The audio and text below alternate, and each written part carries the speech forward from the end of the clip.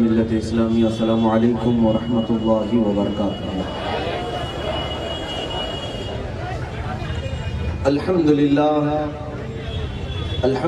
الحنان المنان الذي خلق الانسان وعلمه البيان والصلاة والسلام على رسوله سيد الانس والجان وعلى آله وصحبه ذوي الخير والإحسان اما بعد فأعوذ بالله من الشيطان الرجيم بسم الله الرحمن الرحيم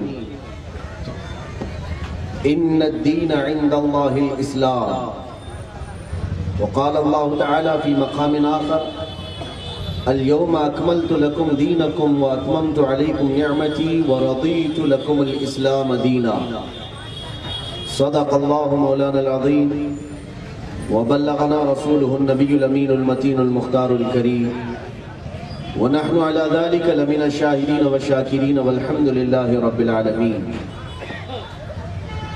عزیزان گرامی وقار و حاضرین اجلاس، قبل اس کے کہ کچھ معروضات آپ کے سامنے پیش کروں، آئیے ہم اور آپ مل کر انتہائی عقیدت و احترام کے ساتھ ساری کائنات کے مرکز عقیدت ارواحنا فداہ جناب محمد رسول اللہ صلی اللہ تعالیٰ علیہ وسلم کی بارگاہ پر انوار میں غلامانہ انداز میں درود و سلام کا ہدیہ پیش کریں۔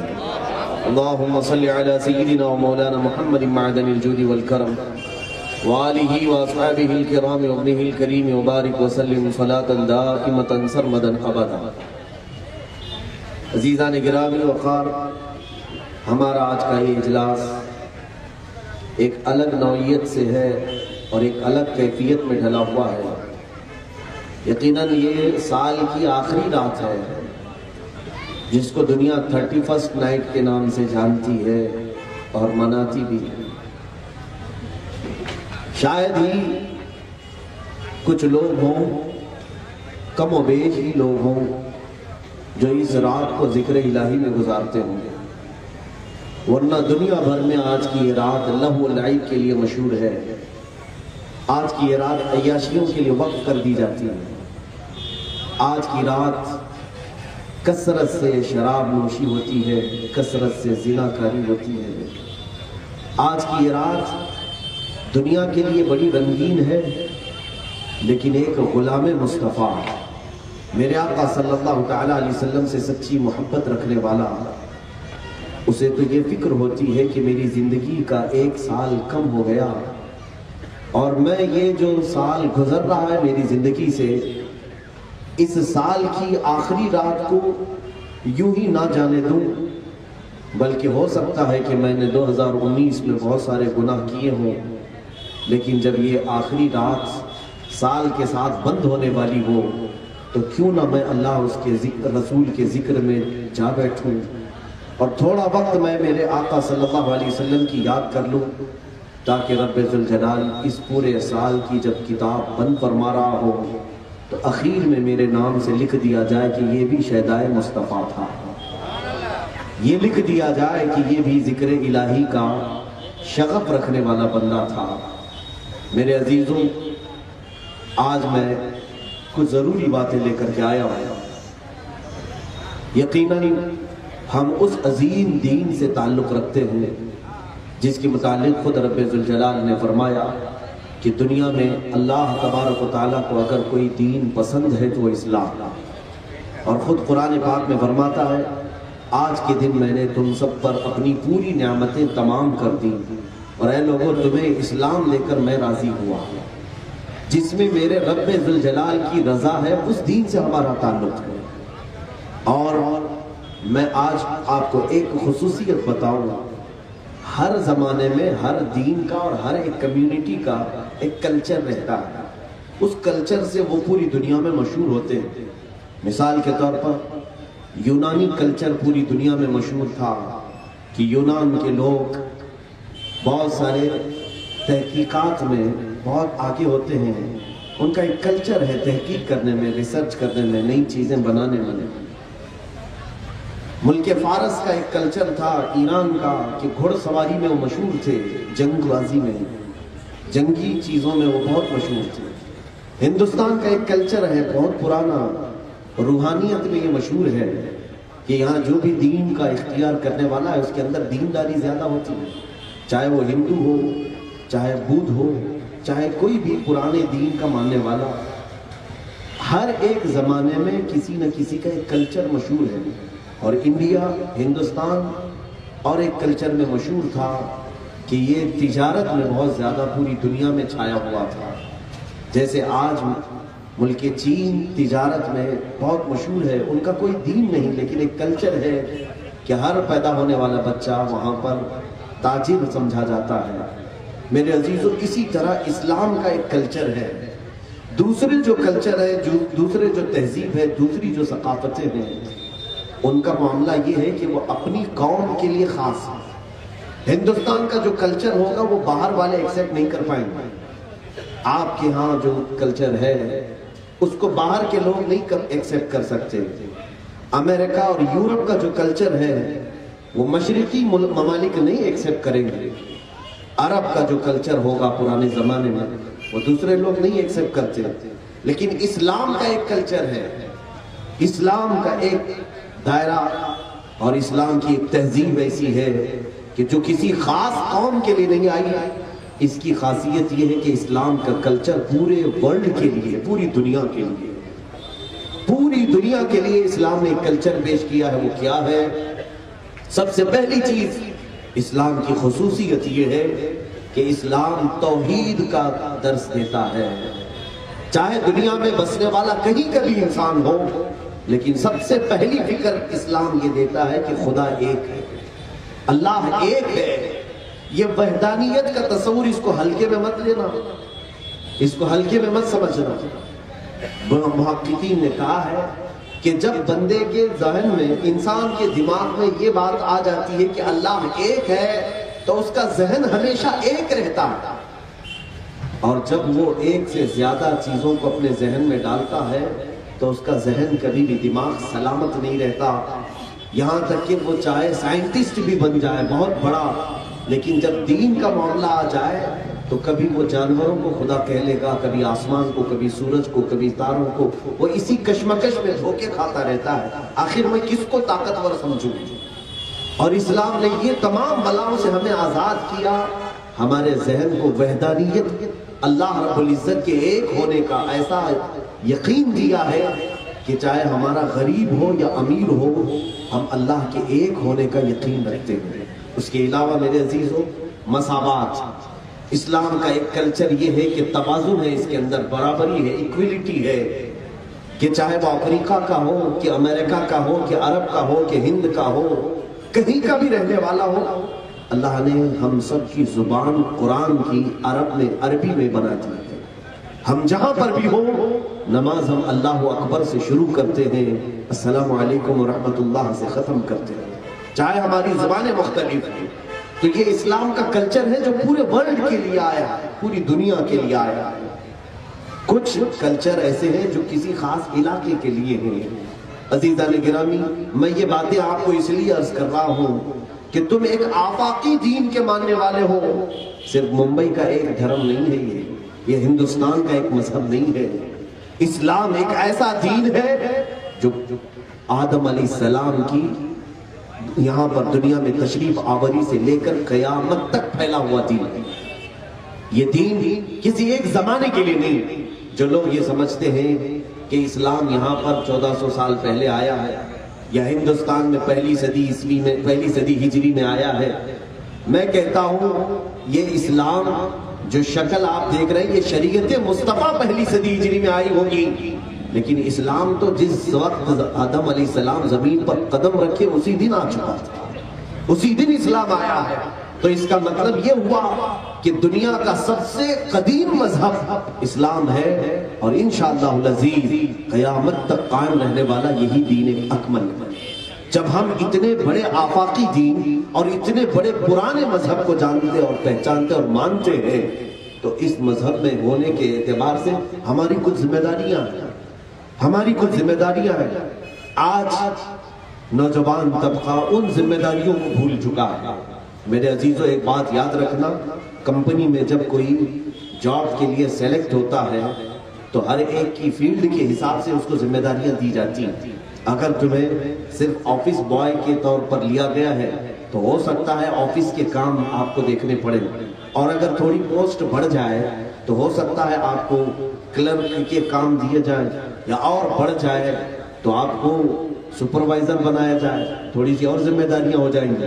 لیکن جب آپ کو مینیجر بنایا جائے تو آپ کے ماتحت جتنے لوگ ہیں سب کا خیال کرنا ہوتا ہے. کمپنی کے آمد و رفت, اس کی آمدنی, اس کے اخراجات, بہت ساری چیزیں اسے دیکھنی پڑتی ہیں. جس کا سٹینڈرڈ جتنا بڑا ہوتا ہے اتنی اس کی ذمہ داریاں بڑی ہوتی ہیں. جو جس مقام پر پہنچتا ہے اس کی ذمہ داریاں ویسی ہوتی ہیں. میرے عزیزوں, تمہارا سٹینڈرڈ بہت بڑا ہے.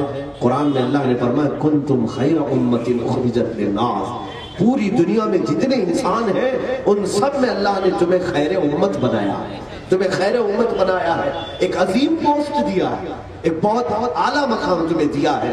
اور تمہیں اب نہ صرف اپنے گھر کی سوچنی ہے, نہ صرف اپنے اولاد کی, نہ صرف اپنے نفس کی, بلکہ اللہ تعالیٰ نے تمہیں ایک آفاقی دین دیا ہے. تو پوری کائنات میں جو کچھ بھی ہو رہا ہے ان سب کی خبر رکھنا یہ ہر مسلمان کی ذمہ داری ہے. اس لیے کہ کائنات, یہ پوری دنیا اللہ تعالیٰ نے آپ کے لیے بنائی ہے, آپ کے لیے بنائی ہے. اور آپ جہاں پر بھی زمین پر ہے اس کی اصلاح کی ذمہ داری آپ کی ہے. یہ نہیں سمجھو کہ میں میرے گھر کو سنبھال کر کے چلوں, میری ذمہ داری ختم ہو گئی. اسی لیے رسول کریم صلی اللہ تعالیٰ علیہ وسلم نے دین تو مکہ مکرمہ میں شروع فرمایا, دعوت دین کی. ہونا تو یہ چاہیے تھا کہ مکہ پورا صحیح ہو جائے, حضور پاک صلی اللہ تعالیٰ علیہ وسلم اسی وقت اپنے دین کی تبلیغ اور دعوت کو بند کر دیتے, ختم فرما دیتے. ایسا نہیں ہوا, بلکہ اللہ کے حبیب صلی اللہ تعالیٰ علیہ وسلم نے خطوط لکھے, خط لکھے, کبھی ایران کے بادشاہ کو, کبھی مصر کے بادشاہ کو, کبھی روم کے بادشاہ کو, کبھی یمن کے بادشاہ کو, سب کو خطوط لکھے. اور یہ ارشاد فرمایا اللہ تعالیٰ نے مجھے پوری روئے زمین کا رسول بنایا ہے, میں ہر زمین کے خطے کی اصلاح کے لیے آیا ہوں. ہر ایک کو اللہ کے نبی نے دعوت دی کہ نہیں دی, ہر ایک تک اصلاح کی کوشش فرمائی ہے. لیکن اس دعوت کو آج ہم گھیرتے جا رہے ہیں. آج ہماری دعوت اپنوں کے اندر محدود ہو کر رہ گئی. میں اسلامی تاریخ کے چند وہ نوجوانوں کو بتاؤں, اللہ اکبر, رسول کریم صلی اللہ تعالیٰ علیہ وسلم کی پرورش میں پلے ہوئے, آپ کی تربیت پائے ہوئے وہ صحابہ جن کی جوانی اتنی کہ ابھی شادی کی عمر ہے, لیکن انہوں نے وہ کردار ادا کیے. میرے عزیزوں, آج سب سے پہلی چیز یہ ہے, دوسرے جانے یا نہ جانے پہلے آپ جانیں اسلامی تاریخ کو. میں آج اسلام کی تھوڑی سی تاریخ آپ کے سامنے رکھوں گا, پھر میں بچوں سے پوچھتا ہوں, جوانوں سے پوچھتا ہوں اور بوڑھوں سے پوچھتا ہوں, تمہاری عمر کہاں چلی گئی, تم نے اس کائنات کے لیے کیا کیا ہے, جس جگہ پر تم ہو اس کے لیے تم نے کیا کیا ہے آج تک. ہو سکتا ہے آپ جواب نہیں کہیں میں نے گھر بنا لیا, گھر تو تم نے اپنے لیے بنایا. ہو سکتا ہے تم یہ کہو کہ میں نے بہت اچھے قسم کے کھانے بنائے, وہ تم نے اپنے پیٹ کے لیے بنائے. لیکن اللہ کی اس پوری کائنات کے لیے تمہارا کوئی حصہ ہے اس میں, تم نے اپنے طور پر کوئی چیز اس میں پیش کی ہے. چلو پوری دنیا کے لیے نہیں, اپنے ملک کے لیے کیا پیش کیا ہے. یہ ہمارا عزیز وطن ہے ہندوستان, کیا اس میں ہمارا کوئی حصہ ہے کہ نہیں ہے. ہم تو تاریخ کو یاد کرتے ہیں, اسلامی نوجوان ایسے ایسے آئے ہیں جنہوں نے پوری کائنات میں ایسا حصہ رکھا ہے کہ آج تک دنیا انہی سے پانی پی رہی ہے, انہی کے علوم سے, ان کے دیے ہوئے طریقوں سے سیراب ہو رہی ہے. دنیا کوئی معلوم نہیں ہے. میں آج آپ کو بتا دوں, صرف ایک ٹاپک تھا جس کو میں نے پڑھا ہے, ماذا قدم المسلمون للعالم, پوری کائنات کے لیے مسلمانوں نے کیا کیا کیا ہے, اسلامی نوجوانوں نے کیا کیا دیا ہے. حیرت ہوگی آپ کو سن کر کے, آج یورپ کا کلچر پوری دنیا میں چھایا ہوا ہے. امریکہ آج سپر پاور کہلاتا ہے اور وہ ترقی یافتہ ممالک میں شمار کیا جاتا ہے. کس وجہ سے؟ ان کے پاس ایجوکیشن بہت زیادہ ہے, ان کے پاس ناسا جیسی چیزیں ہیں کہ یہ خلا میں بھی جا کر کے تحقیق کر رہے ہیں, یہ سورج کی کرنیں دیکھ رہے ہیں, چاند پر پہنچنے کے دعوے کر رہے ہیں. اسی لیے یہ پوری دنیا میں آج چھائے ہوئے. اور میں آپ کو بتاؤں, جب یورپ اور امریکہ میں اندھیرا چھایا ہوا تھا روڈ نام کی تک کوئی چیز نہیں تھی، اس وقت اسلام اور اسلام کے چاہنے والے نوجوانوں نے پوری دنیا میں کیا پیش کیا؟ سب سے پہلی چیز اگر میں بتاؤں آپ کو، تیسری ہجری ہے، تیسری صدی ہجری، یعنی تقریباً آج سے 1100 سال پہلے کی بات کر رہا ہوں۔ آج سے 1100 سال پہلے عرب کا ایک نوجوان اٹھتا ہے جس کو کحالی کہا جاتا ہے۔ کحالی یہ کون ہے؟ دنیا میں سب سے پہلے آنکھوں کا آپریشن کرنے کا طریقہ اس نے سکھایا ہے۔ سب سے پہلی چیز جس نے ایجاد کی آنکھوں کے امراض کے متعلق، میڈیکل سائنس میں سب سے زیادہ حصہ اگر کسی کا ہے تو علماء اسلام کا ہے۔ یہ میں چیلنج کے ساتھ کہتا ہوں، آج بھی امریکہ کی کئی یونیورسٹیاں ہیں جس میں اسلامی علماء کی کتابوں سے لیے ہوئے افکار موجود ہیں۔ کیلیفورنیا یونیورسٹی آج بھی اسلامی میڈیکل سائنس سے لی ہوئی کتابوں کو پڑھا رہی ہے۔ اسلامی نوجوان وہ ہیں کحالی جنہوں نے سب سے پہلے آنکھوں کے امراض کے متعلق بتایا پوری دنیا میں۔ اور ابو القاسم زہراوی ایک ایسے بڑے عالم، ایک ایسے سائنسدان، یہ میں اسلامی نوجوانوں کی بات کر رہا ہوں۔ ابو القاسم زہراوی یہ کون ہے؟ طب میں، میڈیکل لائن میں سب سے پہلا وہ شخص ہے جس نے آپریشن کرنے کے طریقے بتایا۔ اس وقت تک دنیا میں کہیں پر جسم کے اندر کیا چیزیں ہیں کوئی نہیں جانتا تھا۔ ابو القاسم زہراوی یہ پہلے عالم دین ہے جنہوں نے پوری دنیا کو سرجری کا علم سکھایا ہے۔ آج سے تقریباً 1200 سال پہلے کا یہ عالم ہے۔ 1200 سال پہلے کے ایک نوجوان عالم دین دنیا کو میڈیکل سائنس میں سرجری کا پورا علم دے دیا۔ اور آپ کو حیرت ہوگی، علی بن عیسیٰ الحمدانی نام سے ایک بزرگ گزرے، عالم دین ہے اور ایسے سائنسدان، اور ابو القاسم زہراوی، ابن سینا، یہ میں وہ نام ذکر کر رہا ہوں۔ آپ کو شاید ہمارے کالج کے بچے یہ جانتے ہوں گے، پڑھے ہوں گے، گریویٹی، ارتھ کی یعنی زمین کی کشش ثقل، زمین کھینچنے کی قوت رکھتی ہے، جو بھی چیز اوپر اڑاؤ نیچے آ جاتی ہے۔ اس کے یہ گریویٹی کے جو قانون ہے، یہ جھوٹے لوگ ہیں جو آج سب نیوٹن کی طرف مشہور کرتے ہیں کہ سب سے پہلا سائنسدان ہے نیوٹن جس نے گریویٹی کے نظریے کو پوری دنیا میں پیش کیا۔ جھوٹ ہے۔ سب سے پہلے عالم دین علی بن عیسیٰ الحمدانی نے اس گریویٹی کے قانون کو پیش کیا تھا جب پوری دنیا میں سائنس نام کی چیز ہی نہیں تھی۔ ابو القاسم زہراوی، اور پھر آپ کو میں بتاؤں ابن سینا جنہوں نے بچوں کے امراض میں سب سے پہلی کتاب لکھی جو آج بھی امریکہ میں پڑھائی جاتی ہے۔ سب سے پہلی چیز، یہ وہ حصے ہیں جو اسلامی نوجوانوں نے دنیا کی ترقی میں اپنا، جس کو کہتے ہیں یوگدان، اپنا حصہ رکھا ہے۔ میرے عزیزوں، اتنا ہی نہیں، امام محمد رازی یہ وہ نوجوان عالم دین ہیں جنہوں نے فزکس کے علم کو سب سے پہلے ایجاد کیا۔ کیمسٹری سب سے پہلے عالم دین نے ایجاد کیا ہے۔ کیمسٹری آج پڑھائی جاتی ہے پورے کالجز میں، یہ کسی اور کا حصہ نہیں ہے، یہ علماء اسلام کی بنیاد رکھی ہوئی ہے۔ الجبرا جابر بن حیان کا ایجاد کیا ہوا علم ہے۔ الجبرا ہی نہیں بلکہ ہندسہ جس کو کہتے ہیں، انجینئرنگ کے جتنے قوانین ہیں، انجینئرنگ کو شروع کرنے والے سب سے پہلے عالم دین ہیں حضرت ابو القاسم زہراوی۔ یہ وہ علماء کی بات میں کر رہا ہوں جنہوں نے پوری دنیا میں اپنے علوم سے لوگوں کو سیراب کیا، اور آج تک دنیا انہی کی کتابوں سے اپنے نظریات کو قائم رکھی ہوئی۔ اور آپ کو یہ بھی میں بتاؤں، سب سے پہلے دنیا کے گول ہونے کا نظریہ بھی جنہوں نے پیش کیا وہ علی بن عیسیٰ حمدانی تھے۔ سب سے پہلے وہ عالم دین ہیں جنہوں نے دنیا کے گول ہونے کا نظریہ پیش کیا۔ آپ تو صرف نیوٹن کو جانتے ہیں، آئنسٹائن کو جانتے ہیں، بس انہی لوگوں کو کتابوں میں پڑھا ہے۔ یہی تو افسوس ہے، ہمارے بچے اسلامی تاریخ سے ناواقف ہیں، اسلامی تاریخ سے ناواقف ہیں۔ آج میں آپ سے یہی پوچھنا چاہتا ہوں، یہ باتیں میں آپ کی رغبت کے لیے بتا رہا ہوں، ہماری عمریں اتنی بیت گئی، کیا ہم نے بھی اس کائنات کے لیے کچھ حصہ رکھا ہے؟ ہم نے کچھ ترقی کرنے کے لیے کچھ نظریات پیش کیے ہیں؟ اور ہمیں فخر ہے ہندوستان میں بھی بابا میزائل عبدالکلام تھے، ایک مسلمان۔ میں چاہتا ہوں کہ اسی طرح سے نوجوانوں کی یہ ذمہ داریاں ہیں کہ وہ اللہ رب العزت کی اس روئے زمین پر بوجھ بن کر کے نہ رہے، بلکہ اس کائنات کی ترقی میں اپنا کچھ حصہ چھوڑ کر کے جائیں۔ یہ وہ علماء ہیں جن کو تاریخ کبھی بھلا نہیں سکتی۔ ایک ہم ہیں کہ ہمارے مرنے کے بعد ہماری قبریں بھی مٹ جائیں گے، ہمارے نام بھی بجھ جائیں گے، پتہ نہیں کب آئے تھے اور کب چلے گئے، ہماری تاریخ ختم ہو جائے گی۔ آج نوجوان یہ چاہتا ہے کہ میرے دل کے اندر جو نفس کی انگارے ہیں میں خوب مزے لے لوں، میں اپنی جوانی کو عیش میں گزار لوں۔ کیا یہی طریقے ہیں جو اسلام نے پیش کیے ہیں ہمیں؟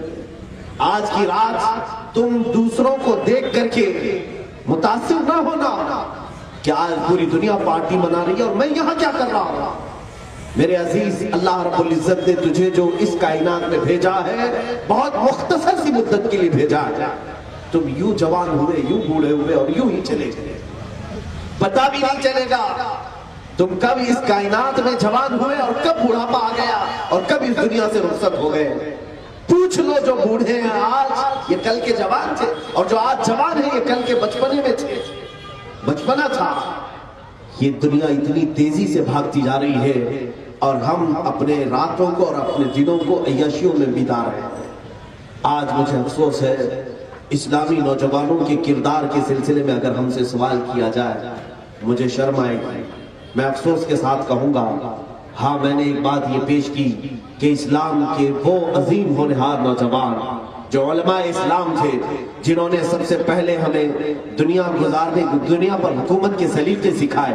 آپ کو معلوم نہیں، لے آؤٹ بنانے کے طریقے سب سے پہلے سیدنا عمر فاروق رضی اللہ تعالیٰ عنہ نے پیش کیے، بیت المال کا طریقہ سیدنا ابو بکر صدیق نے پیش کیا ہے، اور جنگی مہم اور جنگوں کے طور طریقے یہ اسلام کے دیے ہوئے ہیں۔ سیاست کرنا پورا اسلام کا طریقہ تھا، یہ گندی سیاست نہیں۔ پارلیمنٹ چلانے کے طریقے یہ اسلام کے دیے ہوئے ہیں، گھر کے بنانے کے طریقے اسلام کے دیے ہوئے ہیں، روڈ بنانے کے طریقے اسلام کے دیے ہوئے ہیں۔ مسلمانوں کا ایک دو حصہ نہیں ہے میرے عزیزوں کائنات میں۔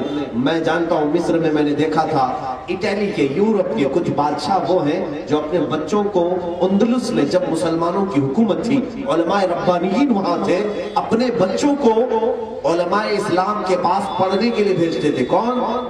یورپ کے بادشاہ۔ اور جب ان کے بچے علماء اسلام سے پڑھ کر کے یورپ میں آتے تھے تو پورا یورپ ان کو دیکھنے کے لیے جمع ہوتا تھا، یورپ ان کو دیکھنے کے لیے جمع ہوتا تھا کہ یہ وہ لوگ ہیں جو عربوں سے سیکھ کر کے آئے ہوئے ہیں، عربوں سے پڑھ کر کے آئے ہوئے ہیں۔ میرے عزیزو، آج الٹا نہیں ہے، آج انگریز آئے تو ان کو دیکھنے کے لیے جمع ہو جاتے ہیں۔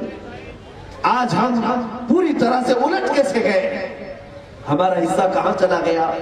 چلو آج اگر آپ یہ سمجھتے ہو کہ مولانا لوگ صرف مسجد کی بات کرتے ہیں، میں میرے عزیز آپ سے یہ گفتگو کر رہا ہوں، نمازیں عبادت اسلام کا ایک حصہ ہے، پورا اسلام نہیں۔ عبادت اسلام کا ایک حصہ ہے، پورا اسلام عبادت ہی نہیں ہے، یعنی نمازیں ہی پورا اسلام نہیں۔ اسلام میں بہت سارے شعبے ہیں، تمام شعبوں کی طرف بھی آپ کی توجہ ہونی چاہیے۔ آج تجارت کے اصول ہم بھول گئے، تجارت کے جو اصول تھے وہ اسلام کے دیے ہوئے تھے۔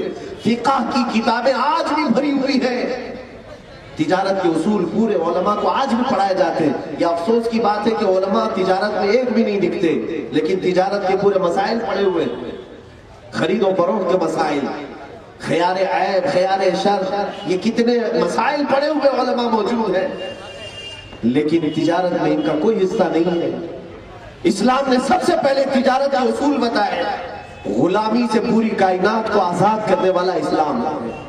عورتوں کی غلامی سے آزاد کرنے کے لیے اسلام نے عظیم پیغامات دیے۔ یہ تمام چیزیں میرے عزیزوں صرف کہانیاں نہیں ہیں جو ہم آپ کو سنا کر کے سلا دیں۔ میں آپ سے پوچھنا چاہتا ہوں آج کے نوجوان سے، آپ کا کیا حصہ ہے اس پوری کائنات میں؟ تمہارا کیا حصہ ہے؟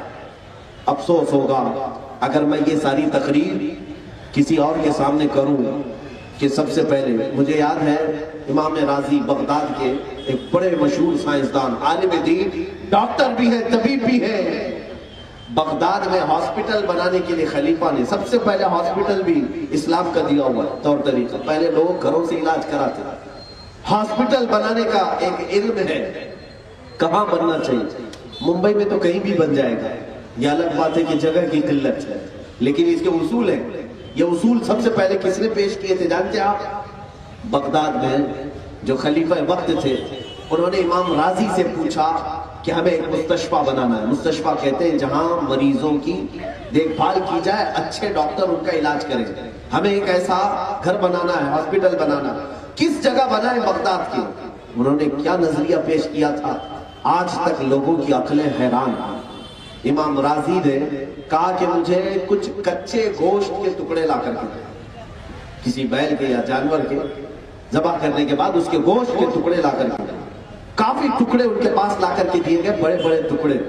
ہر ٹکڑے کو انہوں نے لکڑی میں پرو دیا اور کہا بغداد کے ہر محلے میں یہ لگا دو، ایک ایک لکڑی، ہر محلے میں ایک ایک لکڑی جس کے اوپر گوشت لٹک رہا ہو، لگا دیا گیا۔ یہ کیا طریقہ ہے؟ کیوں گوشت لٹکا رہے ہیں؟ کسی کے سمجھ میں نہیں تھا۔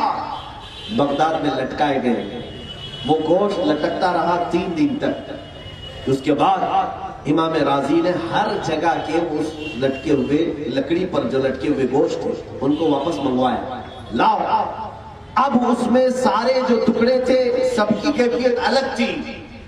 کچھ گوشت کے ٹکڑے وہ تھے جو بالکل سڑ چکے تھے، سوکھ چکے تھے، کچھ وہ تھے جن میں بدبو تھی، لیکن ایک ٹکڑا ایسا تھا جس میں ابھی بھی تازگی باقی تھی، لیکن اس میں ہلکا پن آیا ہوگا مرجھانے کا، لیکن تازگی باقی تھی۔ امام رازی نے پوچھا یہ ٹکڑا کس محلے میں لگا تھا؟ بتایا گیا فلاں محلے میں یہ لگا تھا۔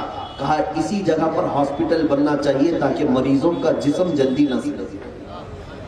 یہ نظریہ سب سے پہلے پیش کیا کہ ایسی جگہ ہاسپٹل ہو جہاں کی فضا مریض کے جسم کو جلدی متاثر نہ کرے۔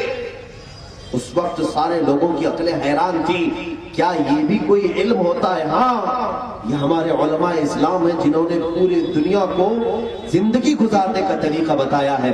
آج جن کو پیشاب کرنے کا طریقہ نہیں، وہ پارلیمنٹ میں بیٹھ کر کے اسلام پہ باتیں کرتے ہیں۔ انہیں کیا معلوم ہے کہ اسلام کی تاریخ میں علماء اسلام نے کیا کیا حصے رکھے ہیں؟ ہماری کتابیں، یہ افسوس ہے کہ ہمارے بچے ہماری تاریخ سے واقف نہیں ہیں، ہمارے بچوں کو ان اصول سے واقف نہیں کرایا گیا۔ آج کی مجلس میں میں صرف اسی ٹاپک کو لے کر کے بیٹھا ہوں۔ تقریریں بہت ساری سنتے ہوں گے آپ، فضیلتوں میں، واقعات میں، لیکن میں آج آپ کی پرانی تاریخ کی طرف لے جا رہا ہوں۔ سال گزرتے جا رہے ہیں میرے عزیزوں، 2019 بھی چلا گیا، تمہاری زندگی کا ایک سال یوں ہی چلا جا رہا ہے۔ اب جو بچے ہوئے سال ہیں، کیا آپ میں سے بھی کوئی تیار ہے کہ میں بھی اپنی محنتوں سے اس کائنات کے لیے کوئی نظریہ پیش کر دوں؟ ایسے بہت سارے بچے ہیں جو بچپن میں ایک اعلیٰ سوچ رکھتے ہیں اور وہ نئی نئی چیزیں ایجاد کرتے ہیں اور وہ تاریخ میں رقم ہو جاتی ہے، تاریخ میں رقم ہو جاتی ہے۔ بنو امیہ کی جب خلافت کا زمانہ تھا، آپ کو یہ بھی سن کر کے حیرت ہوگی، ایک ایسی چیز جو آج سب کے پاس ہے، آپ کے سب کے پاس ہے، اور اسی سے ہمارا دن رات معلوم پڑ رہا ہے، اسی سے ہمارے ساری چیزیں معلوم پڑ رہی، سب کے پاس ہے تقریباً۔ بنو امیہ کی جب خلافت تھی، ایک چھوٹا سا بچہ اس نے سب سے پہلے گھڑی بنانے کا طریقہ بتایا۔ یہ وقت معلوم کرنے کے طریقے نہیں تھے اس وقت، سورج دیکھ کر کے لوگ وقت طے کرتے تھے۔ صبح ابھی اتنا پہر، 2 پہر، 6 پہر، 4 پہر تھی، یعنی پورے 24 گھنٹوں کو 8 پہر میں ڈیوائیڈ کیا تھا۔ 8 پہر جانتے تھے لوگ، سورج کی روشنی دھیمی ہو جائے تو یہ پہر چل رہا ہے، کڑک ہو جائے تو یہ پہر چل رہا ہے، لیکن آج کوئی سورج کی طرف نہیں دیکھتا، فوراً اپنی گھڑی کی طرف دیکھتا ہے۔ راتوں کو وہ لوگ وقت طے کرتے تھے، ان کی سحری افطار سورج اور چاند سے ہی چلتی تھی۔ کون سی گھڑی تھی؟ سب سے پہلے یہ گھڑی بنانے کا طریقہ بھی بنو امیہ کی خلافت میں ایک نوجوان عالم دین نے پیش کیا تھا۔ وہ بچے تھے اگرچہ، لیکن سب سے پہلا یہ طریقہ انہوں نے پیش کیا۔ عزیزان گرامی وقار، 1 2 نہیں، جیولوجیا، فزکس، کیمسٹری، الجبرا اور پھر یہ ہندسہ جس کو آج انجینئرنگ کے کورس میں پڑھایا جاتا ہے، یہ سب علماء اسلام کے دیے ہوئے ہیں۔ میتھمیٹکس کے سب سے عظیم جو فنڈے ہیں آج بھی، اوکلیدس، لوگارزم، یہ سب اسلامی علماء کے دیے ہوئے ہیں۔ ہو سکتا ہے میری باتیں کچھ کو باؤنس جا رہی ہیں، کیوں جائیں گے؟ اسی لیے کہ تاریخ معلوم نہیں ہے۔ اگر یہ تمام علوم معلوم ہو تو آپ کا سینہ فخر سے تن جائے گا کہ یہ ہمارے اسلاف ہیں، یہ ہمارے اکابرین ہیں جنہوں نے پوری دنیا کو حساب پڑھایا ہے، پوری دنیا کو جنہوں نے میڈیکل سائنس دکھایا ہے، پوری دنیا کو۔ ایک عالم دین ہے شیخ ابن سینا، اور ان کا نام ہے علی بن عیسیٰ الحمدانی، ایک اور بزرگ ہیں۔ کیمرے کے متعلق سب سے پہلے انہوں نے بتایا تھا کہ کچھ شعائیں ہوتی ہیں جو قید کرتی ہیں ایکس رے کا علم، یہ علماء اسلام کا دیا ہوا۔ کتنی باتیں میں پیش کروں، وقت کم ہے، کسی کو تفصیلات چاہیے تو انٹرنیٹ پر جا کر کے سرچ کرے۔ میں جو بول رہا ہوں کیا یہ لفاظی ہے یا حقیقت ہے، ڈھونڈنا تمہیں پتا چلے گا کہ یہ سارے علوم علماء اسلام کے دیے ہوئے ہیں۔ آج پوری دنیا ایکس رے پر چل رہی ہے، ہر چیز ایکس رے کے ذریعے سے معلومات کی جا رہی ہے کہ نہیں؟ یہ سارا علم علماء اسلام کا دیا ہوا ہے۔ تاریخ اس لیے بتانا ضروری ہے میرے عزیزوں، تاکہ ہمارے نوجوانوں میں یہ بات نہ آ جائے کہ اسلام صرف جو ہے 11ویں کے پکانے کے کھچڑے اور نیاز میں ہی ختم ہو جاتا ہے۔ کوئی یہ نہ سمجھ لے کہ صرف شربت بانٹنے کا نام اسلام ہے، صرف ٹوپی پہننے کا نام اسلام ہے، صرف داڑھی رکھنے کا نام اسلام ہے۔ اسلام وہ ہے جو پوری کائنات کو زندگی گزارنے کا طریقہ دیتا ہے، چاہے وہ عرب ہو۔ افریقہ کی سرزمین پر جب صحابہ پہنچے تھے، وہاں تو لوگوں کو کپڑے پہننے کا طریقہ بھی نہیں معلوم تھا، کپڑے بھی نہیں پہنتے تھے، پتوں سے اپنے جسموں کو چھپاتے تھے، وہ بھی صرف سطر جو جسم کا شرمگاہ کا حصہ ہے۔ کپڑے پہننے کے طور طریقے بھی اسلام نے افریقی لوگوں کو سکھایا ہے۔ اسلامی یہ علماء ہیں جنہوں نے پوری کائنات کو ڈھنگ دیا ہے، اصول دیا ہے۔ ہندوستان میں یہ جتنی ترقی کے راہ آج دیکھ رہے ہیں، یہاں پر بھی میرے عزیزوں 700 سال تک علماء ربانیین رہے۔ ہر مغل بادشاہ ہو کہ کوئی بھی بادشاہ ہو، لیکن بادشاہوں کے زمانے میں علماء ربانیین تھے، علماء اسلام تھے، انہوں نے تحقیقات پیش کی ہیں۔ آج بھی جو یہاں پر پرانے اینٹک چیزیں جو ہندوستان میں ہیں، جو پوری دنیا میں ہندوستان جس وجہ سے عجائبات میں مشہور ہے، تاج محل کی بنیادیں رکھنے والے اور اس کو جس انداز سے بنانے والے، اتنے 100 سال گزر گئے لیکن اس کے آج بھی بنانے کے طور طریقوں کو کاپی بھی نہیں کیا جا سکا۔ یہ وہ دور ہے جو اسلام کا روشن دور تھا، اور علماء ربانیین نے ہر پیدا ہونے والے نوجوان کو علوم سکھائے تھے۔ یہاں آج حال یہ ہے کہ ہم اپنے بچوں کو آوارہ چھوڑتے ہیں۔ آج میں یہ اگر باتیں کسی اور کے سامنے کروں کہ یہ ہماری روشن تاریخ ہے، تو وہ مجھ سے پلٹ کر کے یہ پوچھ سکتا ہے ہوگی آپ کی روشن تاریخ، لیکن آج تو آپ کے نوجوان نشہ بیچنے میں سب سے زیادہ مشہور ہے۔ آج تو وہ مجھے پلٹ کر کے یہ کہے گا کہ اگر دنیا ہم سے پوچھتی ہے کہ کہاں نشہ ملتا ہے تو ہم ایڈریس آپ کے محلے کا دیتے ہیں، ہم آپ کے محلے میں بھیجتے ہیں۔ آپ کے نوجوان تو ان کاموں میں آج مشہور ہیں۔ میرے عزیزوں، بہت عظیم تبدیلی ہمارے اندر آ گئی، یعنی اتنی خطرناک تبدیلی، تھوڑا بہت بھی کمپیریزن میں ہم بیٹھ نہیں پاتے۔ کہاں ہماری تاریخ اور کہاں آج کے دن جو ہماری حالتیں ہیں ایجوکیشن کے معاملات میں، ہم سب کے استاد رہے ہیں، ہم سب کے استاد رہے ہیں۔ میرے عزیزوں، آج علوم کی سب سے زیادہ کمی ہمارے اندر ہے۔ جانتے ہو آپ صحابہ اکرام رضوان اللہ تعالی علیہ مجمعین نے کتنے ایسے گرامر ہیں جو بنائے ہیں اور پوری دنیا کو گرامر کے طور طریقے سکھائے ہیں۔ جب بنو عباس اور بنو امیہ کے خلافتیں چلتی تھیں، اسلام بہت ترقی کے راہ پر تھا۔ اب میں وہ نوجوانوں کی بات کروں جن کے بھی ماں باپ، ان کے بھی ماں باپ تھے، ان کے بھی بیوی بچے تھے، لیکن انہوں نے اپنی زندگی کو اسلام کے لیے وقف کیا تھا۔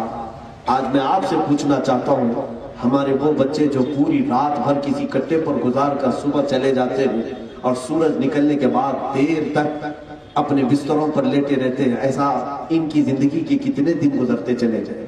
تم سوچو کتنے دن گزر گئے، اور تمہاری زندگی کے یہ ایام جو گھڑی کا کاٹا ہے وہ کاٹتا چلا جا رہا ہے۔ تم اگر یہ سوچتے ہو کہ کل میں صحیح ہو جاؤں گا، کل میں توبہ کر لوں گا، اس وقت تک جب کل آئے گا تم بوڑھے ہو چکے ہو گے، تمہارا جسم جواب دے چکا ہوگا، تم چاہ کر کے بھی کچھ نہیں کر سکو گے۔ اے میرے عظیم نوجوان، تم سپہ سالار بنائے گئے ہو، تم ایک عظیم قائد کی شکل میں دیکھے جانے والے تھے، لیکن آج محکوم کی شکل ہو گئی۔ ہم ہر جگہ پر لوگوں کے نعرے لگانے کے لیے مشہور ہو گئے ہیں، اس لیے کہ دنیا آج ہمیں اسی کام کے لیے استعمال کر رہی ہے۔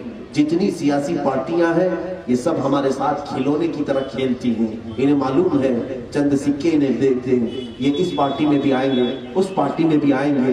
کیا نہیں دیکھتے آپ الیکشن کے ٹائم پر ہر پارٹی کے پیچھے نعرے لگانے کے لیے ہمارے نوجوان گھوم رہے ہیں؟ تم تو قائد ہو، تم تو رسول پاک صلی اللہ علیہ وسلم کا عظیم دین اپنے کندھوں پر اٹھائے ہوئے، تمہیں رب ذوالجلال نے قرآن جیسا عظیم تحفہ دیا ہے جو پوری کائنات میں کسی کے پاس نہیں ہے، کسی کے پاس نہیں، وہ کتاب تمہارے پاس ہے۔ ایسا کیسے ہو سکتا ہے جس قوم کے پاس ایسی کتاب ہے کہ وہ آج تک 1400 سال ہو گئے چیلنج کر رہا ہے پوری دنیا کو، لاؤ ایسی کتاب، کوئی آج تک لا نہ سکا۔ تمہارے پاس اتنا عظیم تحفہ تھا لیکن تم غلام کیسے ہو؟ دوسروں کے غلام کیسے بنے ہو؟ روٹی کپڑے اور قوت کے نام پر تم پتہ نہیں کتنے لوگوں کے ہاں کتوں کی طرح ان کی ہاں نگرانی پر رکھے جا رہے ہیں۔ میرے عزیز ہو، معاف کرنا کہ میرے جملے اگر سخت ہوں، لیکن یہ حقیقت بات ہے، یہ حقیقی بات ہے۔ عزیزان گرامی وقار، رسول کریم صلی اللہ تعالیٰ علیہ وسلم کی بارگاہ میں ایک نوجوان آیا ہے۔ آج میں اپنے بچوں سے کہتا ہوں تو ہو سکتا ہے کہ یہ سوچیں کہ اتنی جلدی بھی کیا ہے، یہ کبھی ہم کو ٹوپی کی بات کریں، کبھی داڑھی کی بات کریں، کبھی لباس کی بات کریں اور کبھی نماز کی بات کریں، اور کچھ نوجوان کترا کر کے چلے جاتے ہیں۔ کیوں کتراتے ہو؟ کیوں دور بھاگنا چاہتے ہو؟ میں تمہارے کسی بھی خوشی کا دشمن نہیں ہوں، تمہاری خوشیوں کا دشمن بن کر کے نہیں آیا ہوں، بلکہ دیکھو تم چھوٹی سی لذت کے لیے ہمیشہ ملنے والی جنت کو یہاں پر قربان کر رہے ہو، جو رب ذوالجلال نے تمہارے لیے شرابن طہورا جنت میں بنا رکھا ہے۔ مائے سلسبیل ہے، حوض کوثر ہے، تسنیم ہے، وہاں کی حوریں ہیں، وہاں کی نعمتیں ہیں، بار بار رب ذوالجلال نے تمہارے لیے وعدہ کیا ہے۔ تمہاری آنکھیں ادھر بند ہوئی کہ حوران جنت دروازے جنت پر تمہارے استقبال کے لیے تیار ہے، تمہارے استقبال کے لیے تیار ہے، اور تم یہ سمجھتے ہو کہ مجھے نشے میں لذت ہے، مجھے شراب میں لذت ہے، مجھے رات کے گناہوں میں لذت ہے۔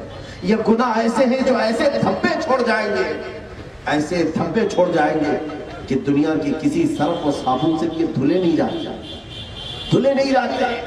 ان دھبوں کے ساتھ اگر تم دنیا سے چلے گئے، نہ دنیا میں کوئی عزت کی نگاہ سے تمہیں دیکھا، اس لیے کہ ہم نے دیکھا ہے۔ میں ایک علاقے میں تھا، پولیس والے بات کر رہے تھے کہ ایک مخلوق ایسی ہے جس سے پولیس بھی ڈرتی ہے۔ کہا کون؟ کہا یہ نشہ خور لوگ۔ کہا ہم بھی انہیں نہیں پکڑتے، ہم بھی نہیں ان کو قید کرتے۔ کیوں؟ کہا یہ بہت ہی عجیب قسم کے لوگ ہوتے ہیں، نہ جانے کب کس کو مارے اور خود مر جائیں، انہیں کسی چیز کا خوف نہیں۔ پولیس والے نے کہا میں یہ بات عرض کر رہا ہوں میرے عزیزوں، پھر تمہاری عزت کس کے پاس؟ نہ تمہارے ماں کے پاس، نہ تمہارے باپ کے پاس، نہ تم سے چھوٹے بچوں کے پاس، نہ دنیا کی کسی محلے میں تمہاری عزت، پھر کہاں ہے عزت؟ کیا تم سمجھتے ہو قبر میں تمہیں فرشتے عزت سے اٹھائیں گے؟ حدیث پاک میں ہے وہ منکر نکیر جس وقت قبر میں آئیں گے ان کی شکل ہی اتنی ہیبتناک ہوگی، اتنی ہیبتناک کہ ان کی شکل کو دیکھنا ہی ایک عذاب ہے۔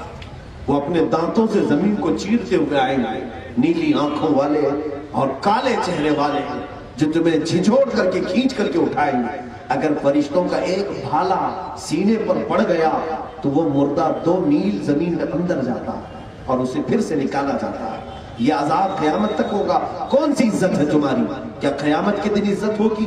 اس کائنات میں اس طرح کی زندگی گزار کر گئے، لیکن جس دن اٹھائے گئے، اللہ اکبر، میرے آقا صلی اللہ علیہ وسلم فرماتے ہیں قیامت کے دن لوگ ننگے اٹھائے جائیں گے اور ان کے لباس پر کوئی کپڑا نہیں، جو ستر کی حفاظت نہیں کرتے تھے فرشتے آگ میں تپایا ہوا لوہا ان کی شرمگاہوں پہ مار رہے ہیں، ان کی شرمگاہوں پہ مار رہے ہیں۔ قیامت کا یہ منظر، پھر کہاں عزت ہے تمہاری؟ نہ دنیا میں، نہ قبر میں، نہ حشر میں۔ یہاں تک کہ ایک حدیث یہ بھی ملتی ہے کہ قیامت کے دن سیسا جانتے ہوں گے کہ جب اسے گرم کیا جاتا ہے تو یہ لاوے کی طرح ہوتا ہے، لوہے کی ایک قسم ہے سیسا، اس کو جب کھولایا جاتا ہے تو یہ لیکوڈ بنتا ہے۔ قیامت کے دن یہ سیسا ابالا جا رہا ہوگا، آگ میں پکایا جا رہا ہوگا۔ پوچھا گیا کس کے لیے؟ کہا گیا کہ یہ ان کانوں میں ڈالا جائے گا جو گانے سننے کے بڑے مشتاق ہیں، ان کو گرم سیسا ڈالا جائے گا، جو دنیاوی لذتوں سے اپنے کانوں کو بھرتے تھے۔ میرے عزیزوں، پھر کون سی زندگی میں ہے تمہاری یہ عزت؟ ایک عزت میں آپ کو بتاؤں، اسلام کے اندر تم آئے ہو تو پورے داخل ہو جاؤ، پھر دیکھنا محلے کا ہر بچہ تمہاری عزت کرے گا۔ تمہاری ماں کی نگاہوں میں تمہاری عزت ہے، تمہارے باپ کی نگاہ میں تمہاری عزت ہے، تمہارے چھوٹوں کی نگاہ میں عزت ہے، بڑوں کی نگاہ میں عزت ہے۔ قبر میں جس وقت جاؤ گے، میرے آقا کا فرمان ہے، نکیرین سے میرے آقا فرمائیں گے اسے ذرا آہستہ جگانا، یہ میرا غلام، وہاں عزت ہے۔ قیامت کے دن اٹھایا جائے گا، اس کا نام پکارا جائے گا، فلاں بن فلاں آ جائے، رسول اللہ کے جھنڈے تلے اسے بلایا جائے گا، وہاں بھی عزت ہے۔ اور جب اس کا حساب ہو جائے گا، اللہ کی طرف سے اسے حکم ہوگا، تو جا رہا ہے، دنیا میں اپنے آپ کو بچایا تھا، تجھے اختیار دیتا ہوں، جس پر تیری نظر پڑے اسے بھی اپنے ساتھ لے جا سکتا۔ قیامت کے دن یہ عزت ہے۔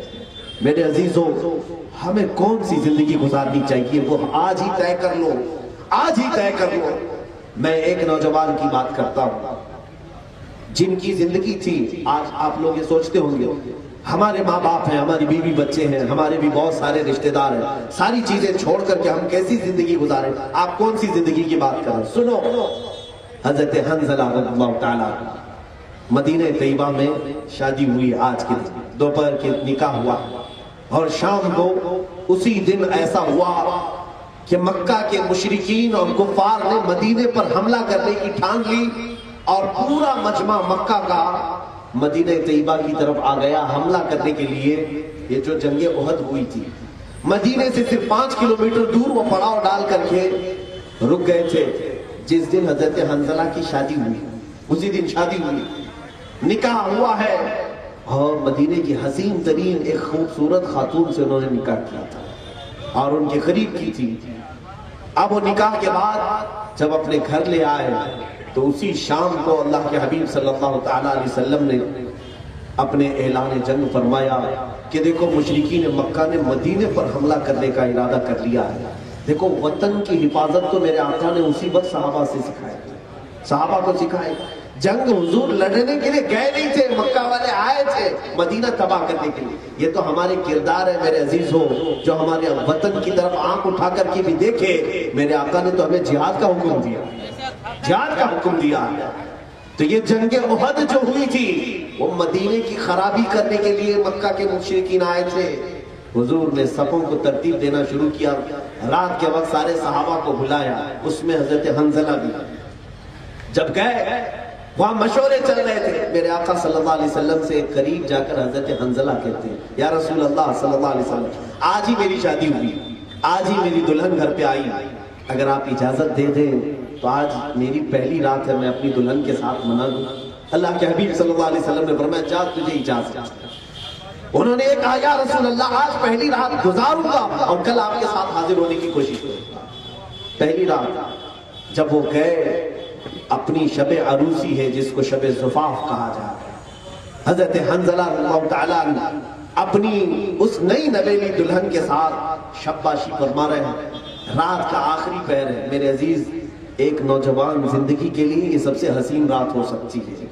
جو لوگ عیاشی میں مصروف ہو کر سوچتے ہیں یہاں بڑی لذتوں کی زندگی ہے، لیکن ایک دولہے کے لیے اس کی پہلی رات کیا یہ لذتوں والی نہیں ہوتی؟ حضرت حنظلہ رات کے آخری پہر بے قراری سے بستر پہ اٹھتے ہیں اور اپنی شریک حیات، اپنی رفیق حیات، اپنی بیوی سے کہتے ہیں، دیکھو مجھے آوازیں آ رہی ہیں رسول کریم صلی اللہ علیہ وسلم، میرے آقا صلی اللہ تعالیٰ علیہ وسلم نوجوان صحابہ کی صفیں لگا رہے ہیں، فجر کی نماز سے پہلے کی بات ہے، مجھے آوازیں آ رہی ہیں، جنگ کے طبل بج رہے ہیں، مجھے گھبراہٹ ہو رہی ہے، بے قراری ہو رہی ہے، میں زیادہ دیر تک تمہارے ساتھ بیٹھ نہیں سکتا، میں جانا چاہتا ہوں میرے مصطفیٰ کریم صلی اللہ علیہ وسلم کی صفوں میں شریک ہو جاؤں۔ تم کیا چاہتی ہو؟ کیا تمہاری اجازت ہے؟ اس نئی نویلی دلہن نے رونا دھونا نہیں شروع کیا، بلکہ کہا، ہے میرے سردار، خدا حافظ، اللہ حافظ، آپ جائیں رسول کریم صلی اللہ علیہ وسلم کے ساتھ، اس لیے کہ ہمارا جینا مرنا انہی کی رضا کے لیے، اگر وہ راضی ہے تو زندگی ہے، آپ جائیں۔ کہا، تجھے اس بات کا غم نہیں کہ میں وہاں پر قتل ہو جاؤں؟ اس بیوی نے مسکرا کر کے کہا غم کس بات کا، صحیح سلامت لوٹو گے تو ساری عورتوں میں فخر سے کہوں گی میں ایک غازی کی بیوی ہوں، اور اگر شہید ہو گئے تب بھی میں عورتوں میں فخر کروں گی کہ شہید کی بیوہ، مجھے اس بات کا غم نہیں ہوگا۔ اسی وقت فجر کی نماز سے پہلے حضرت حنظلہ کو رخصت کیا، وہ انہی کپڑوں میں شریک جنگ ہو گئے، جہاد میں تشریف لائے۔ اللہ کے حبیب صلی اللہ تعالیٰ علیہ وسلم احد کے میدان میں ہیں، اور یہ دوپہر کا وقت ہے جب گھمسان کی جنگ تھی۔ پہلے مسلمانوں کو فتح مبین حاصل ہوئی، اس کے بعد تھوڑی سی کچھ خطائیں تھیں، تفسیر میں آپ نے سنا ہوگا، جس کی وجہ سے کفار و مشرکین غلبہ پائے اور تقریباً 70 صحابہ جام شہادت نوش کر گئے تھے۔ 70 صحابہ کی جانیں گئی تھی، ان میں ایک صحابی حضرت حنظلہ بھی تھے جو پہلی رات کے دولہ تھے۔ اسی دن ان کے جسم پر اتنی تیریں آئی، اتنے تیر لگے کہ وہ اٹھ نہ سکے، ان تیروں کے ساتھ وہ میدان جنگ میں لوٹ پوٹ ہوتے رہے، یہاں تک کہ جب شام کا وقت ہوا لاشیں جمع کی جا رہی تھیں، لاشیں جمع کی جا رہی تھیں، سب کی لاشیں آئی۔ حضور پاک صلی اللہ تعالیٰ علیہ وسلم نے سب لاشوں پر نماز پڑھی، لیکن حضرت حنظلہ کی لاش وہاں پر کہیں نہیں مل رہی تھی، ان کا جسم نہیں تھا۔ صحابہ نے کہا حنظلہ کو شہید ہوتے ہوئے تو دیکھا ہے لیکن لاش کہاں ہے؟ حضور پاک صلی اللہ تعالیٰ علیہ وسلم نے آسمانوں کی طرف دیکھا، مسکرایا، پھر فرمایا کہ فلاں جگہ دیکھو ان کی لاش ہوگی۔ صحابہ گئے تو دیکھا ان کی لاش مبارک بالکل غسل کی ہوئی اور دھوئی ہوئی وہاں رکھی ہوئی تھی۔ صحابہ اٹھا کر کے لائے، ایک عظیم نوجوان، تف ہے ہماری جوانی پر، لعنت ہے اس جوانی پر جنہوں نے رات کے پوری تاریکیاں گناہوں کے اڈوں میں گزارے ہیں۔ اس عظیم نوجوان کی لاش کو جب لایا گیا، میرے آقا صلی اللہ تعالیٰ علیہ وسلم کے پاس صحابہ کھڑے تھے، پوچھا آقا یہ نہایا ہوا دکھ رہا ہے؟ حضور نے فرمایا ہاں، جیسے ہی یہ شہید ہوا اس کو اللہ کے فرشتے اوپر لے کر گئے، اسے اٹھا کر لے گئے اور اسے جنت کے پانی سے غسل کر کے واپس لائے۔ صحابہ نے پوچھا یا رسول اللہ شہید کے لیے تو غسل بھی نہیں کفن بھی نہیں ہے، آپ ہی نے تو فرمایا۔ شہید کا مسئلہ کیا ہے جانتے ہیں آپ؟ جو شہید ہوتا ہے اس کے لیے کفن بھی نہیں ہے، غسل بھی نہیں ہے، وہ جن کپڑوں میں شہید ہوا ہے انہی کپڑوں کے ساتھ اسے دفن کیا جاتا ہے، یہ اس کا اعزاز ہے، یہ اس کی عزت ہے۔ یہ ہم ہیں کہ ہمارے کپڑے اتار لیے جاتے ہیں، اس دنیا کے کپڑے پہن کے جاؤ، اس دنیا کے کپڑے نہیں، وہ قبر کی دنیا کے کپڑے الگ ہیں، نہا کر کے کفن پہن کے جاؤ، لیکن شہید کے لیے نہیں۔ اللہ نے اس کے لیے فرمایا ہے جو کپڑے تو وہاں پہنتا تھا وہی پہن کر میرے پاس آ جا، اس لیے کہ انہی کپڑوں میں وہ اللہ سے ملاقات کرنے کا۔ تو یہ حنظلہ کو کیسے غسل دیا گیا؟ صحابہ نے پوچھا جب شہید کو غسل نہیں تو فرشتوں نے غسل کیسے دیا ہے؟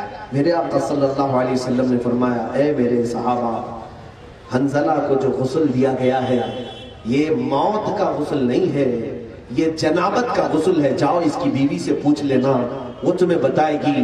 ان کی بیوی سے پوچھا گیا تو کہا کہ یہ رات تو میرے ساتھ گزارے لیکن اتنی بے قراری تھی ان کی کہ ان کو نہانے کا تک وقت نہیں ملا اور شریک جہاد ہو گئے۔ سوچا کہ اس میں اگر وقت ضائع کروں تو کہیں رسول اللہ آگے نہ چلے جائے، صحابہ کی صفیں مجھے چھوڑ کر نہ چلی جائے۔ اسی حالت میں آئے اور شہید ہوئے، لیکن اللہ کے ملائکہ نے انہیں غسل جنابت عطا کیا ہے۔ میرے عزیز ہو، یہ وہ عظیم نوجوان، ہمارے آج کے نوجوانوں میں کیا پوزیشن ہے آج دیکھیں۔ ہم رات تو پوری کسی کام کے لیے گزار سکتے ہیں لیکن میرے مولا کے لیے ایک لمحہ کھڑا ہونا ہمارے لیے دشوار ہے۔ جو ہمیں ماں کے پیٹ سے لے کر اب تک پال رہا ہے، ہمیں غیب سے وہ ہوائیں دے رہا ہے، ہمارے رزق کا پورا انتظام کیا ہے، لیکن آج ہماری زندگی اس کی نافرمانی۔ اس پوری زمین کو دیکھو، تم نے گواہ بنا رکھا ہے اس زمین کو اپنے گناہوں کے دھبوں سے۔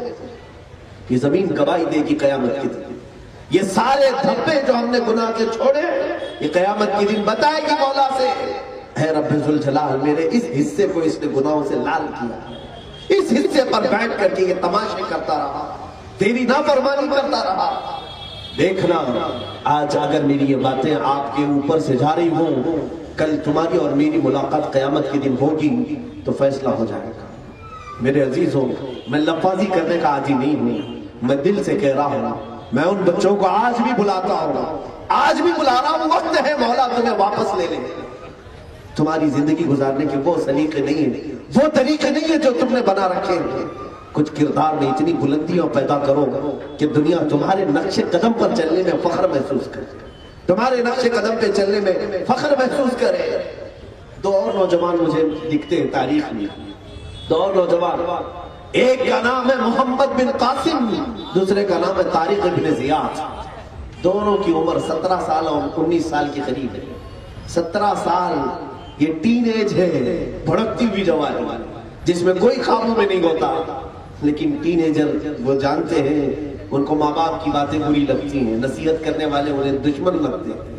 سنو اسلام کا ٹین ایجر کیا ہوتا ہے، وہ اس طرح سے عیاشی میں اور بائک رائڈنگ میں مشہور اسلامی نوجوان نہیں ہے۔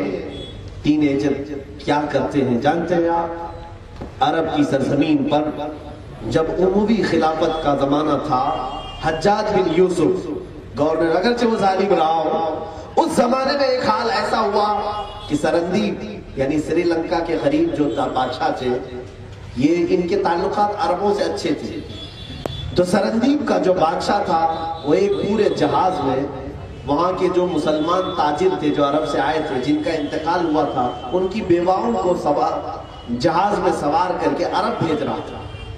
اچھا بادشاہ تھا سری لنکا کا بادشاہ۔ یہ اس صدی کی بات کر رہا ہوں، 90 ہجری کے قریب، حضور صلی اللہ علیہ وسلم کی وفات کے 80 سال بعد یہ بادشاہ جہاز میں بیٹھا کر کے جو بیوہ عورتیں تھیں عربوں کی، مسلمانوں کی، انہیں بھیج رہا تھا، اور حج کا موسم آ گیا تھا۔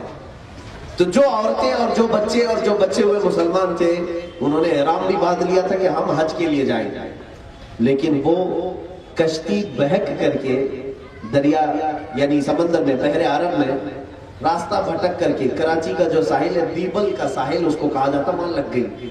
وہاں پر ایک ظالم بادشاہ راجہ طاہر اس کی حکومت تھی۔ یہ اس وقت کی بات کر رہا ہوں میں جب ہند پورا اکھنڈ بھارت جس کو کہتے ہیں، پاکستان کوئی الگ ملک نہیں تھا، ہندوستان میں تھا، تو اس وقت ہند کا بادشاہ راجہ طاہر ایک بڑا ظالم تھا۔ اس کے کچھ گنڈوں نے اس پوری جہاز پر قبضہ کیا اور جتنی عورتیں تھیں ان کو سب قبضہ کر کے اپنے حوالے کر لیا اور ان کی عزتیں لوٹنا شروع کر دیا۔ جو عورتیں ان کے ہاتھ میں آئی تو کچھ نوجوان اس میں سے جو بچ گئے، اپنی جان بچائے، یا جو عرب جو بچے ہوئے تھے جو مسافر، وہ اپنی جان بچا کر عرب پہنچ گئے۔ اب سنو، اس وقت غالباً یہ بغداد کی بات ہے، تو بغداد میں یہ پہنچے، کچھ تاجر جو لٹے ہوئے تھے انہوں نے اپنا قصہ سنایا کہ ہم سری لنکا سے چلے تھے لیکن راجہ طاہر کے غنڈوں نے ہمیں پکڑا، ہماری عورتوں کو قید کر لیا ہے اور ان کے ساتھ ظلم و ستم کی ایک بڑی کہانی شروع ہو چکی ہے۔ یہ جب وہ بیان کر رہے تھے جو لٹے ہوئے تاجر، اس وقت حجاج بن یوسف کے پاس 19 سال کا نوجوان محمد بن قاسم کھڑا تھا۔ اس نے پوچھا کہ کیا ہوا، تم نے کیا کہا، پھر سے سناؤ۔ تو وہ تاجروں نے، لٹے ہوئے تاجروں نے کہا، وہاں پھنسی ہوئی عورتیں جن کی عزت اور عصمت لوٹی جا رہی تھی، وہ پکار رہی تھی، کہاں ہے وہ اسلام کے عظیم نوجوان جو ہماری عزتوں کی حفاظت کرتے تھے۔ رسول کریم صلی اللہ تعالیٰ علیہ وسلم کی طرف ان کی آس لگی ہوئی تھی کہ وہ نوجوان کہاں ہے جو عورتوں کی حفاظت کرتے تھے۔ تو وہ تاجر جیسے یہ واقع بیان کر رہا تھا، محمد بن قاسم کو جلال آیا، بغداد 19 سال کا جوان جلال میں کہتا ہے، لبیک یا اختی، اے میری بہن، میں حاضر ہو رہا ہوں، میں آ رہا ہوں تیری حفاظت کے لیے۔ اسی وقت شامی فوج 6000 سے 10,000 کے قریب لشکر لے کر یہ محمد بن قاسم 19 سال کا جوان آیا ہندوستان میں۔ سب سے پہلا قافلہ 19 سال کے سپہ سالار کے ساتھ ہندوستان میں آیا ہے۔ جب وہ سندھ کے علاقے میں آیا تو راجہ طاہر سے پہلے ریکویسٹ کیا گیا کہ ان غریبوں کو چھوڑ دو، آزاد کر دو، ان کے ساتھ ظلم نہ کرو، ان کی عزتیں نہ لوٹو۔ لیکن راجہ طاہر کو اپنی فوج پر، اپنی طاقت پر بڑا غرور تھا، اور یہ 6000 سے 10,000 کا لشکر راجہ طاہر کے تقریباً 80,000 کے لشکر سے مقابلہ کرنے کے لیے تیار کھڑا تھا۔ 80,000 کے لشکر سے تیار کھڑا تھا، کہا ہم اپنی جانیں دے دیں گے لیکن اپنی بہنوں کو تم سے چھڑا کر رہیں گے، ہم کسی خاتون کی عزت لٹنے نہیں دیں گے۔ اللہ رب العزت نے وہ فتح مبین عطا کی کہ یہ ساری فوج قبضے میں آئی، راجہ طاہر بھی قیدی بنا اور پھر قید میں ہی وہ مر بھی گیا، اور سندھ کے علاقے میں سب سے پہلے اسلام کا پرچم لہرانے والا 19 سال کا جوان محمد بن قاسم تھا، سب سے پہلا جوان اسلامی پرچم بلند کیا، لیکن کسی کے ساتھ زور زبردستی نہیں کیا۔ الہ آباد یونیورسٹی کے کئی پنڈت اور کئی ریسرچ اسکالر ہیں جو ہندو ہیں، انہوں نے تاریخ لکھی ہے کہ ہم نے ایسا کوئی فاتح نہیں دیکھا ہندوستان میں جس نے محمد بن قاسم کی طرح اخلاق پیش کی۔ یہ ہم نے کہہ رہے ہیں، ہندوؤں نے لکھا ہے، ہندوؤں نے اپنی کتابوں میں لکھا ہے۔ 19 سال کا یہ سپہ سالار پورے ہندوستان میں اعلان کر رہا تھا کہ جس کو جس دین میں رہنا ہے وہ خوشی سے رہے، جس کو مندر میں جانا ہے وہ مندر میں جائے، جس کو مسجد میں آنا ہے وہ مسجد میں اللہ کے حضور آئے۔ اور محمد بن قاسم نے ایسے اخلاق پیش کیے تھے کہ واپس جب محمد بن قاسم صرف 1-2 سال کے بعد عرب واپس گئے تو پورا ہندوستان ان کی موت پر رو رہا تھا۔ اس علاقے کے پورے ہندو رو رہے تھے کہ ہم نے ایسا فرشتہ صفت انسان نہیں دیکھا جو پوری عورتوں کی عزت کے لیے اکیلا کھڑا ہوتا تھا۔ محمد بن قاسم کی وفات صرف 20 یا 21 سال کی عمر میں ہو گئی تھی۔ 21 سال کی عمر میں اتنا عظیم کارنامہ، آج تم جو کلمہ پڑھ رہے ہو یہ انہی نوجوانوں کا دین ہے میرے عزیزوں۔ یہ اسلام کا پرچم انہوں نے بلند کیا تھا۔ آج تمہارے پاس بھی اللہ نے جوانی دی ہے، طاقت و قوت تمہارے پاس بھی ہے، لیکن ایسی مجبور طاقت اور ایسی مجبور جوانی کہ ہر کوئی ہمارے ساتھ گیند کی طرح کھیلنے کے لیے تیار ہے۔ ایک ہے طارق بن زیاد، راجہ راڈر کے نام سے، یہ اسپین کا بادشاہ تھا، اندلس اس وقت نام تھا۔ اس بادشاہ، یہ عیسائی بادشاہ تھا راڈر کے نام سے، طارق بن زیاد، یہ بھی 21 سال کا جوان ہے۔ یہ بھی اسی خاطر عرب سے سب سے پہلے سمندر کا سفر پار کر کے جانے والے بحری بیڑے میں یہ لوگوں کا عظیم نام آتا ہے۔ طارق بن زیاد جس وقت اسپین میں پہنچے، ان کے ساتھ صرف 12,000 کا لشکر تھا، اور آتے ساتھ ہی سمندر سے سفر کر کے آئے ہیں، اسپین میں اترے ہیں۔ عرب کہاں ہے؟ یورپ کہاں ہے؟ اسپین یورپ کا ملک ہے، یورپ میں آتا ہے، اور وہ عربی لوگ تھے، سب سے پہلے سمندر کا سفر طے کر کے آئے، اور جیسے ہی ساحل پر پہنچے، اندلس کے ساحل پر، طارق بن زیاد نے کہا جتنی کشتیوں میں ہم بیٹھ کر کے آئے ہیں سائڈ لگاؤ، سب پر تیل چھڑکا اور آگ لگا دی۔ ساری کشتیوں کو آگ لگایا۔ فوجی پوچھ رہے تھے یہ کشتیاں کیا کی ہیں تمہاری، کیوں ان کو جلا رہے ہو؟ کہا اس لیے کہ ہمارے پاس صرف 2 ہی آپشن ہے، یا تو شہادت ہے یا تو فتح عظیم۔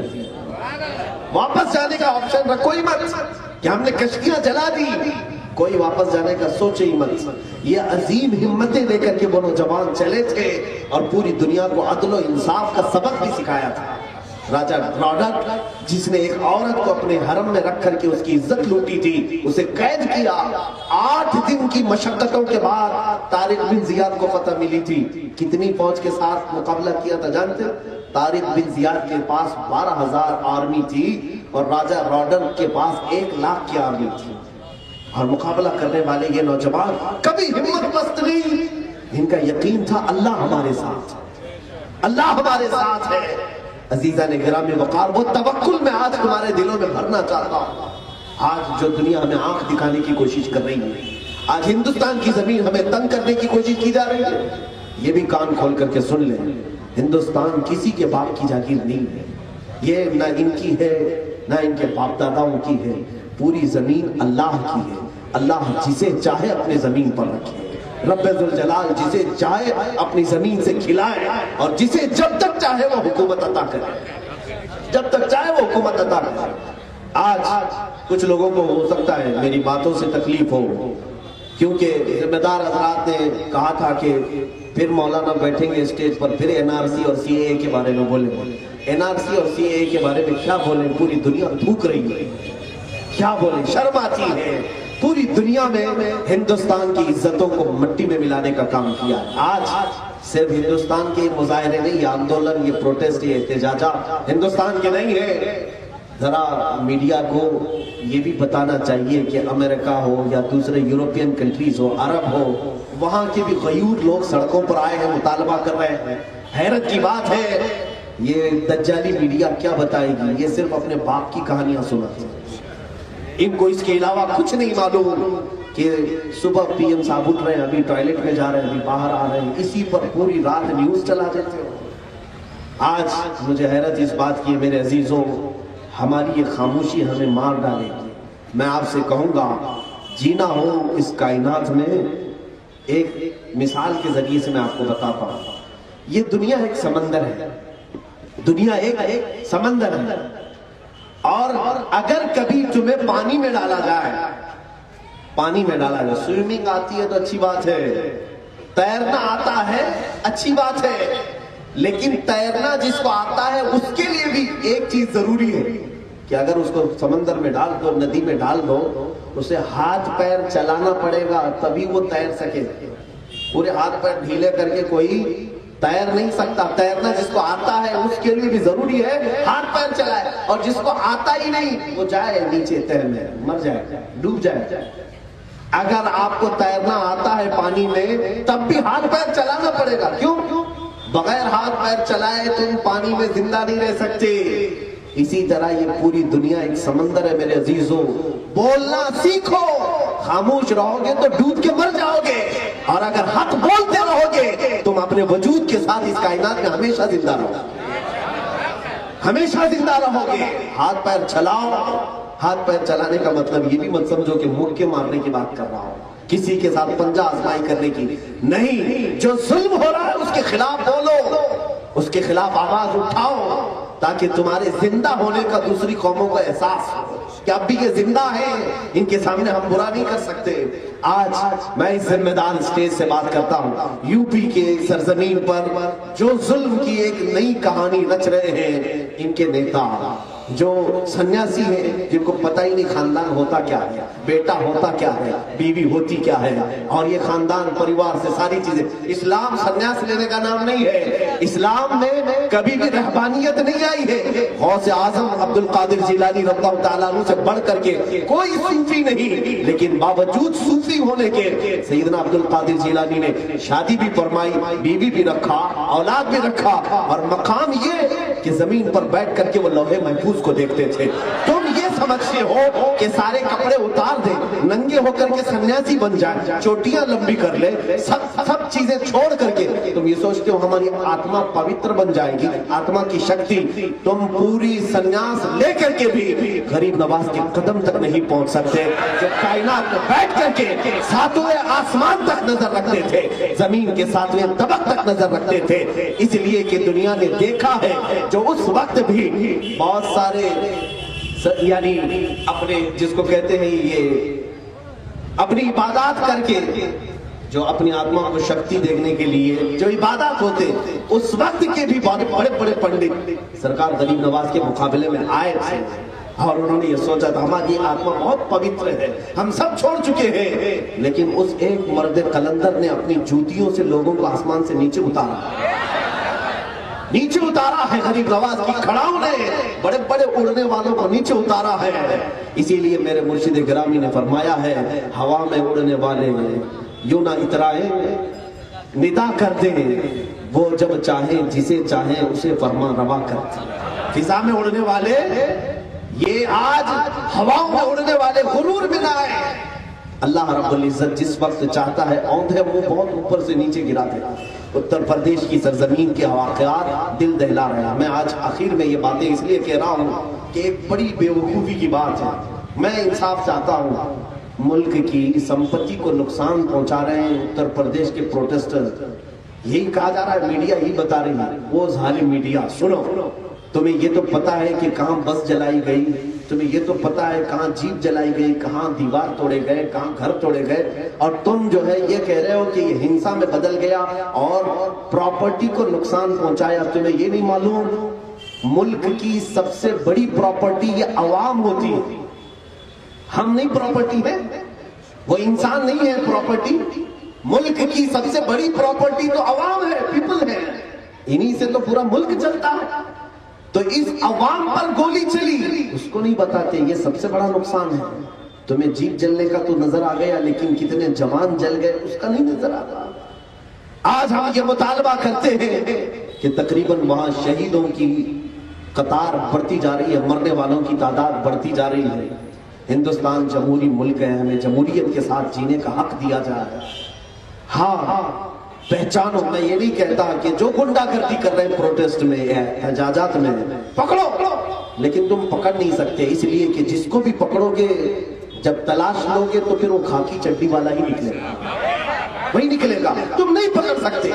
تمہیں معلوم ہے کہ بلوائی اور دنگائی کون ہوتا ہے، اور یہ بغیر تحقیق کے انجان لوگوں کو، ایسے لوگوں کو پکڑ رہے ہو جن کی 1 مہینے کی 1 سال کی دودھ پیتی بچی ہے، ماں اور باپ کو جیلوں میں اندر ڈال کر کے رکھے ہو، بچی دودھ کے لیے تڑپ رہی ہے، تم کہتے ہو یہ دنگائی ہے۔ میرے عزیزوں، میں پرزور مذمت کرتا ہوں، لیکن ساتھ ہی میں آج یہ مذمت صرف میں نے اس لیے کیا ہے کہ اس بھرے ممبر سے یہ سال ختم ہونے والا ہے، میں ان شہیدوں کے لیے بھی دعا گو ہوں، اللہ تعالیٰ ان کو اپنے جوار رحمت میں جگاتا ہے، اس لیے کہ وہ ملک کی قوانین کی حفاظت کے لیے نکلے تھے، جن کا ایمان تھا اللہ تعالیٰ ان کی مغفرت ضرور فرمائے۔ میرے عزیزوں، آخری باتیں یہ ہیں کہ میں نوجوانوں کی ذمہ داریاں بتا رہا تھا، یہ آخری میری باتیں، میرا میسج ہے، سن لیں۔ بہت دیر ہو چکی ہے، بہت وقت ہو چکا ہے، ہماری زندگیوں کے دن و رات بیتتے ہوئے اب کسی کے چہرے کے بال سفید ہونے لگ گئے، کسی کی کمر جھکنے لگ گئی ہے، کسی کے دانت ہلنے لگ چکے ہیں، وہ تو اب اللہ کے حضور جانے کی تیاریوں میں ہیں، لیکن جو نوجوان یہ سوچتا ہے میرے ہاتھ پیر ابھی چل رہے ہیں، میرے اندر ابھی قوت ہے، میرے اندر طاقت ہے، میں اپنی نظروں سے جس چاہے عورت کو دیکھ سکتا ہوں، میں جس کو چاہے اپنے جال میں، اپنی محبت میں پھنسا کر اپنی عیش کی زندگی گزار سکتا ہوں، یہ تمہاری خام خیالی ہے۔ ان لذتوں میں اگر تم نے اپنا وقت برباد کیا، اللہ کی ناراضگی ہمیشہ کے لیے مول لیا، اور قبر کی یہ زمین، یہ جس زمین پر تم چلتے ہو، تمہیں معلوم نہیں روزانہ یہ زمین اللہ سے یوں کہتی ہے، اے مولا اس ظالم کو جلدی تو موت دے تاکہ یہ میرے اندر آئے تو میں اسے دکھا دوں کہ اللہ کی زمین پر تو نے کیا کیا کیا تھا۔ یہ زمین روز کہتی ہے، روز کہتی ہے۔ تو جن لوگوں نے اپنی زندگی کو اور اس زمین کو اپنے گناہوں سے لال کیا، وہ توبہ کر لے۔ دنیا میں کئی ایسی چیزیں ہیں آپ کو معلوم نہیں، حدیث میں موجود ہے، ہوائیں اللہ سے عرض کرتی ہے، اے اللہ تو اجازت دے دے ابھی ہم ان کو اڑا دیں، ان کے بھیجے اڑ جائیں۔ سمندر دعا کرتا ہے، اے کریم، اے اللہ تو مجھے اجازت دے دے، میں باہر نکل کر کے آؤں، ان کو تباہ کر دوں گا جو شہر کو رنگ رلیوں میں لال کیے ہوئے ہیں، لیکن وہ قادر مطلق ہے، وہ میرا مہربان مولا ہے، ان پوری طاقتوں سے کہتا ہے، فرماتا ہے، اے سمندر واپس پلٹ جا، خاموش ہو جاؤ، اے ہواؤ نرم ہو جاؤ، مت میرے بندوں کو ہلاک کرو، اس لیے کہ میں ان کے توبہ کا انتظار کر رہا ہوں، میں ان کے پلٹ آنے کا انتظار کر رہا ہوں۔ وہ رب کائنات تمہارے انتظار میں ہے، تم کب پلٹو گے، تم کس وقت پلٹو گے؟ آج پوری دنیا، پوری کائنات تمہارے اخلاق کے گن گاتی تھی، آج بھی گائے گی، یہ 1000 پروپیگنڈا کرے، لیکن تم اپنے اخلاق سے پوری دنیا کو آج بھی جیت سکتے ہو، میرے سے آج بھی جیت سکتے ہو۔ ایک نوجوان کو انقلاب پیدا کرے، مجھے وہ افغانستان کے اس عظیم نوجوان کی بات یاد آتی ہے، ایک امریکن رپورٹر جو صحافی تھی اخبار کی، وہ میڈیا رپورٹر ہے، افغانستان میں وہ رپورٹنگ کے لیے گئی ہوئی تھی، اس نے آرٹیکل لکھا ہے، امریکن لیڈی ہے، جب طالبان کے ساتھ جنگ چل رہی تھی نیٹو افواج کی، وہ کہتی ہے کہ میں جب افغان میں تھی ایک وقت ایسا آیا جنگ کے حالات کی میں رپورٹنگ کرتی تھی، جوان عورت ہے، ایک علاقے میں گئی تو میں نے دیکھا کہ یہاں پر ہمارے ہی ملک کے فوجی، ہو سکتا ہے نیٹو افواج میں یورپین فوجی بھی تھے، انگلینڈ کے بھی تھے، برٹش تھے، تو کچھ فوجی اس کو گرفتار کر لی، اس عورت، اندھیرا تھا راستے میں، اور فوجیوں کو مہینوں جو باہر رکھا جاتا ہے ان کی شہوانی خواہشیں بڑھ جاتی ہیں، تو انہوں نے میرے ساتھ دست درازی کی، میرے کپڑے اتارنا شروع کیا ایک تاریک جھاڑیوں میں، تو اسی وقت اچانک ایک نوجوان آیا، یا ایک یا دو نوجوان ادھر سے گزر رہے تھے، مسجد میں اذان ہو رہی تھی اور یہ کوئی مسلم نوجوان تھا، انہوں نے جھاڑیوں میں میری شور سنی تو وہ دوڑ کر کے آئے، اور جیسے ہی وہ آئے ایسا تیز حملہ کیا کہ یہ فوجی ادھر سے بھاگ گئے، کیونکہ وہ غلط کام کر رہے تھے اس لیے منہ چھپا کر بھاگ گئے۔ یہ عورت کہتی ہے کہ یہ دو نوجوان مجھے اٹھا کر کے لائے اور لے کر کے گئے، ایک کمرے میں بند کر دیا. مجھ سے پوچھا کہاں کی ہو، کیا ہے؟ میں نے بتایا میں امریکہ کی ہوں، رپورٹر ہوں، میڈیا ایک صحافی. تو اس کو بند کر دیا. اب یہ خاتون کہتی ہے وہ فوجی تو ٹھیک تھے لیکن یہ مسلمان تو اور بھی خطرناک ہوتے ہیں، ان کے ہاتھوں میں پھنس گئی. کیونکہ ہر ایک کے دماغ میں یہی پھنسا ہوا ہے. دنیا نے پورا ایک پروپیگنڈا پھیلا ہوا ہے کہ مسلمان قاتل ہوتے ہیں، یہ عزتوں کو لوٹ لیتے ہیں، یہ بدنگاہی کرتے ہیں. معاذ اللہ. دنیا نے جن لوگوں کا چہرہ پیش کیا ہے وہ کوئی اور ہوں گے. اسلام میں پلنے والا ایک جوان بچہ بھی آتنکواد ہوتا ہی نہیں، دہشت گرد ہوتا ہی نہیں. اس لیے کہ جو دہشت گرد ہو اس کا اسلام سے کوئی تعلق ہی نہیں. اسلامی تعلیمات پڑھنے والا کبھی دہشت گردی کیوں کرے گا؟ میرے عزیزوں، وہ خاتون یہ سوچتی ہے کہاں میں یہ جوانوں کے اندر پھنس گئی، اب شاید یہ میری عزت کے ساتھ کھلواڑ کریں گے، پوری رات میرے ساتھ پتہ نہیں کیا ہوگا. وہ کہتی ہے میں اسی ڈر کے مارے سہم کر کے اپنے کمرے میں رات بتا رہی تھی. اچانک دروازہ کھلا، تھوڑا سا دروازہ کھلا، ایک جوان نے مجھے کپڑے اندر دیے. نئے کپڑے تھے، کپڑے آ گئے. میرے کپڑے سب جگہ جگہ سے پھٹے ہوئے تھے، میرا جسم دکھ رہا تھا. میں نے کپڑے تبدیل کر لیے. پھر تھوڑی دیر کے بعد دروازہ کھلا، کھانے کا برتن آیا، کھانا پیش کیا. میں بھوکی تھی، کھانا کھا لیا. میں نے سوچا پتہ نہیں یہ کیا میرے ساتھ کرنے جا رہا ہے. اچھے کپڑے بھی دے دیا، کھانا بھی کھلایا. رات پوری گزر گئی، کوئی نہیں آیا. باہر سے دروازہ بند تھا. صبح ہوئی، دوسرا دن آیا، برابر وقت پہ کھانا آ رہا ہے لیکن ایک جوان بھی اندر نہیں آ رہا. کوئی اس میں سے دو نوجوانوں میں سے ایک بھی کمرے کے اندر نہیں آیا. اور انہوں نے کھانا بھی دیا، کپڑے بھی دیے. دوپہر کے وقت جو ہے دروازہ کھٹکھٹانے کی آواز آئی. میں نے دروازہ کھولا تو دیکھا کہ ہمارے ایمبیسی کے کچھ لوگ تھے اور یہ دو نوجوان بھی ساتھ میں تھے. تو دو نوجوان ایمبیسی سفارت خانے سے کچھ ذمہ دار لوگوں کو لے کر کے آئے تھے.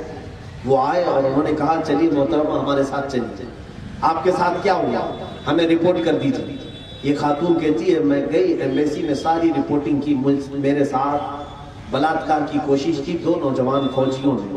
اب وہ کون سے ملک کے فوجی ہیں مجھے معلوم نہیں، اندھیرا تھا، لیکن ان دو جوانوں نے میری عزت کی حفاظت کی. انہوں نے مجھے بچایا. اور اس ایمبیسی والے نے یہ کہا کہ آپ کو معلوم نہیں یہ کل رات سے ہی ہماری ایمبیسی میں تعلق قائم کیے ہوئے ہیں اور آج آ کر کے ہم سے یہ ریکویسٹ کر رہے ہیں کہ جب تک تو اپنے وطن نہیں پہنچ جاتی اس وقت تک یہ یہیں کھڑے رہے. انہوں نے یہاں تک کہا. وہ خاتون کہتی ہے میری آنکھوں میں آنسو آتے ہیں. کوئی ایسا بھی ہوتا ہے جو کسی عورت کی عزت کی حفاظت کے لیے اس قدر متاثر ہو کر کے کھڑا، اتنا حساس ہو.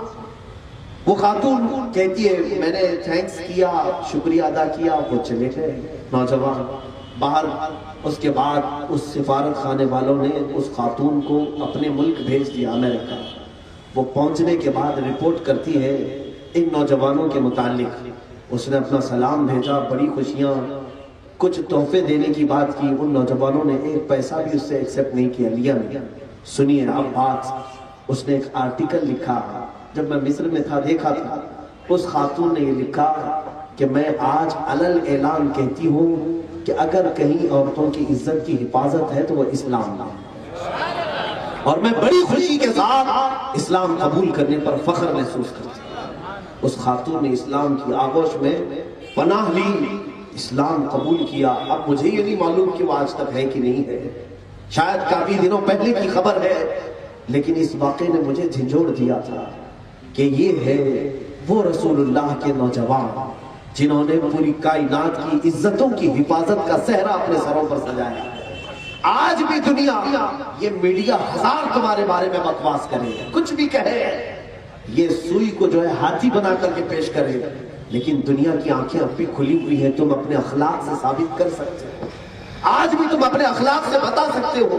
یا آج کیوں ایسا ہے کہ ہمارے نوجوان نکڑوں پر کھڑے ہیں تو ہماری عورتوں کے لیے گزرنا مشکل ہو جاتا ہو؟ تم میں سے کوئی نوجوان کی ذمہ داری کیوں نہیں لیتا کہ اگر میں کسی عورت پر بد نگاہی کرتا ہوں تو خواہ کیوں میں ایسی بات کروں جو میں میری ماں کے ساتھ نہیں پسند کرتا؟ کیا آپ اپنی ماں کے ساتھ یہ پسند کرتے ہو کہ کوئی دوسرا تمہاری ماں کی طرف بد نگاہی کرے، بری نظر سے دیکھے؟ تمہاری ماں بھی تو ایک عورت ہی ہے. تمہاری ہو سکتا ہے بہن نہ ہو، بیوی نہ ہو، ماں تو ہوگی. اگر ہے نہیں تو کبھی تو رہی ہوگی. جس نے بھی کسی خاتون کے ساتھ اس کی عزتوں کے اوپر حملہ کیا اسے یاد رکھنا چاہیے اس نے عورت کے ساتھ ناانصافی کی جس میں اس کی ماں بھی شامل ہے، اس کی ماں بھی شامل ہے۔ میرے عزیزوں، یہ میرا آج کا میسج تھا۔ میں آج آپ سب سے یہی گزارش کروں گا، آج کی رات دنیا شراب میں لت اور دھت پڑی رہتی ہے۔ آج سڑکوں کے کنارے بڑے بڑے امیروں کو پڑے ہوئے دیکھا ہے۔ آج کی رات لوگوں کو پورا پیسہ لٹاتے ہوئے، پٹاخے اڑاتے ہوئے، شراب میں نہاتے ہوئے۔ 2 سال قبل کی بات ہے، بغداد کی سڑکوں پر میں یہی 31st نائٹ میں تھا۔ بغداد کی سڑکوں پر نوجوانوں کو دیکھا، ننگی لڑکیوں پر شراب کی بوتلیں اڑیلتے اور ناچتے۔ معاذ اللہ رب العالمین، میں نے یہی محسوس کیا، یہی ان کی حرکتیں ہیں جو اللہ کا عذاب ان کے اوپر آیا ہوا ہے۔ آج بھی وہ جینے کے لیے بہت جوجھ رہے ہیں، لیکن ان گناہوں سے وہ توبہ نہیں کر پا رہے ہیں۔ میرے عزیزوں، اگر آج کے آپ کے ہاں اتنا خراب ماحول نہیں ہے تو بچ جاؤ۔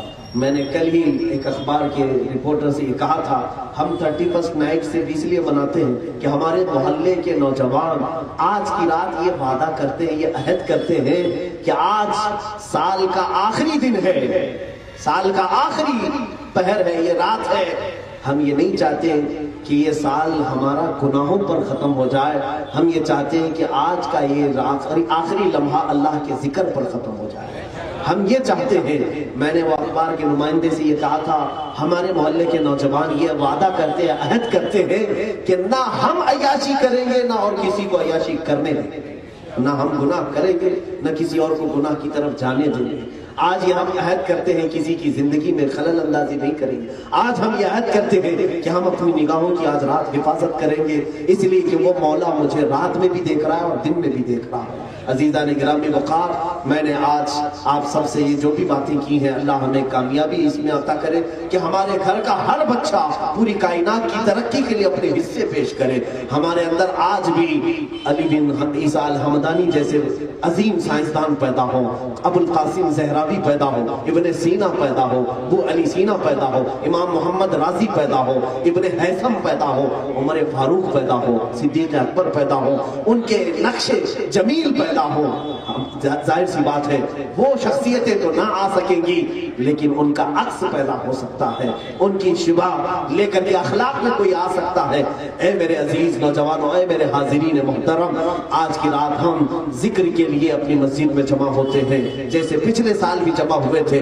رات کو ہم ذکر الہی میں گزارتے ہیں، گھنٹہ 1.5 گھنٹے کی بات ہے۔ میں جوانوں سے آج پھر سے گزارش کروں گا کہ رات کو آ جاؤ، آج ہم رات کو گزارتے ہیں ذکر میں۔ اس کا فائدہ یہ ہوگا، میرا مولا بہت غیرت مند ہے، بہت غیور ہے کہ جس نے سال کے آخری لمحے کو اس کے ذکر میں گزارا، جب ہماری زندگی کا آخری دن آئے گا وہ مولا ہماری زبانوں پر خود ہی ذکر جاری کرے گا، وہ ذکر جاری کرے گا، وہ ارشاد فرمائے گا میرا یہ وہ بندہ ہے جب اس کی زندگی کا 1 سال ختم ہونے والا ہوتا تو سال کی آخری رات پر یہ میرے ذکر میں مصروف ہوتا تھا۔ اے فرشتوں، جب اس کی زندگی کی آخری رات آئی ہے اسے تنہا نہ چھوڑو، اگرچہ پورا جسم اس کا فالج میں آ گیا ہو لیکن اس کے دل میں میرا ذکر جاری کرو۔ یقین جانو جنہوں نے اس سال کی آخری لمحات کو اللہ کے ذکر میں گزارا، میرا یہ یقین کہتا ہے جب دنیا کی تمہاری آخری رات آئے گی، جب زندگی کی آخری رات آئے گی، مولا تمہیں شراب کی حالت میں نہیں اٹھائے گا، مولا تمہیں نشے کی حالت میں نہیں اٹھائے گا، تمہیں ننگا نہیں اٹھائے گا۔ رب ذوالجلال غیور ہے، وہ تمہاری زندگی کی آخری رات کو اپنے ذکر جمیل میں اٹھائے گا اور اللہ تمہیں پاک و صاف کر کے اٹھائے گا۔ اور دوسرا ہمارا پلان یہ بھی ہے، میں نے ذکر کے لیے آج کی رات مخصوص کیا ہے، پچھلے سال بھی ذکر کیا تھا، آج بھی کریں گے انشاءاللہ مدینہ جامع مسجد میں، لیکن ایک اور آپ کے لیے آپشن میں پیش کرتا ہوں، زبردستی نہیں، فورس نہیں، لیکن میری طرف سے سجھاؤ مشورہ ہے کہ کل کا جو دن آئے گا، آج رات ہم سحری کریں گے اور کل سال کا پہلا دن ہے اور ہم روزے سے افتتاح، روزے سے اس کی شروعات کریں گے۔ کل کا پہلا دن انشاءاللہ العزیز، ہمارے بچے بہت سارے ہیں، سارے مدرسے کے طلبہ ہیں، سب روزہ رکھیں گے انشاءاللہ العزیز۔ کل مغرب میں ہم ساتھ افطار کریں گے، صرف اس لیے میں یہ کہہ رہا ہوں کہ جس کی زندگی کی سال کا پہلا دن روزے کے عالم میں شروع ہو اور سال کی آخری رات ذکر پر ختم ہو، انشاءاللہ میرے رب سے امید ہے کہ بیچ میں جو کچھ بھی ہوا تھا مولا سب معاف کر دے گا، سب معاف کرے گا. اس نے افتتاح عبادت سے کی ہے اور اختتام ذکر پر کیا ہے. بیچ میں جو کچھ بھی ہوا تھا غیب سے اس کے نامہ اعمال سے برائیاں مٹا دی جائیں. آؤ دعا کرو رب ذوالجلال کی بارگاہ میں. مولا کریم خدا آج ہم عہد کرتے ہیں آج کی رات عیاشیوں میں نہ گزاریں گے, گناہوں پر نہ جائیں گے, ہم ظلم و ستم کو اپنی آنکھوں سے نہیں دیکھیں گے. اے رب ذوالجلال تو خیر سے ہمیں گناہوں سے بچنے کی توفیق عطا فرما. تو جو چاہے تو میل میرے دل کے دھلے. اے مولا ہماری آنکھوں کی حفاظت فرما, ہمارے جسموں کی حفاظت فرما, ہمارے ہاتھوں اور پیروں کو ظلم سے بچا لے. اے رب قدیر ہماری زبان کو غلط چیزوں سے بچا لے. اے کریم خدا ارحم الراحمین جتنے بچے جوان بوڑھے مرد خواتین یہاں پر ہیں الہ العالمین سب یہ عہد کرنے کے لیے بیٹھے ہیں کہ ہماری زندگی کا 1 سال ختم ہونے کو آیا ہے. الہ العالمین جب ہماری زندگی کی آخری رات ہے, جب ہم اس دنیا کو چھوڑ کر رخصت ہونے والے مولا تو ہمیں امن و امان کے ساتھ اٹھا, ہمارے جنازے تیرے ذکر پر اٹھائے جائیں. الہ العالمین ہماری لاشیں تیرے ذکر پر اٹھائی جائیں. اے قدیر و جبار خدا ہندوستان کے پورے ماحول کے لیے میں تجھ سے دعا گو ہوں, جہاں کہیں ظلم و ستم ہو رہا ہے ظالموں کو تو کیفر کردار تک پہنچا دے, شرین کو تو کیفر کردار تک پہنچا دے. اے مولا وقت کے فرعون اور وقت کے نمرود جو طاقتوں اور قوتوں کے مالک بنے بیٹھے ہیں, جو طاغوتی قوتیں آج تخت پر براجمان ہیں, اے کریم خدا ان کے تختوں کو تو الٹ دے. اے الہ العالمین فرعون کو جس طرح غرق کیا وقت کے ظالم فرعونوں کو تو تباہ و برباد فرما. اے رب ذوالجلال جو اسلام و مسلمانوں کی طرف بری نگاہ اٹھائے قدیر و جبار خدا تو اس کے لیے کافی ہو جا, تو اس کے لیے کافی ہو جا, تو اس کے لیے کافی ہو جا. حسبنا اللہ و نعم الوکیل نعم المولا و نعم النصیر. وآخر دعوانا الحمدللہ رب العالمین. سلام. مصطفیٰ جانے رحمت پہ لاکھوں سلام, شمع بز میں ہدایت پہ لاکھوں سلام. شہر یار ایرام تاجدار حرم, شہر یار ایرام تاجدار حرم, نوبہار شفاعت پہ لاکھوں سلام. مصطفیٰ جانے رحمت پہ لاکھوں سلام, شمع بز میں ہدایت پہ لاکھوں سلام. کاش محشر میں جب ان کی آمد ہو اور بھیجے سب ان کی شوقت پہ لاکھوں سلام. مجھ سے خدمت کے خود سیکھائے ہر رضا, مجھ سے خدمت کے خود سیکھائے ہر رضا. مصطفیٰ جانے رحمت پہ لاکھوں سلام. مصطفیٰ جانے رحمت پہ لاکھوں سلام, شمع بز میں ہدایت پہ لاکھوں سلام. یا نبی سلام علیکہ, یا رسول سلام علیکہ, یا حبیب سلام علیکہ, صلوات اللہ علیکہ.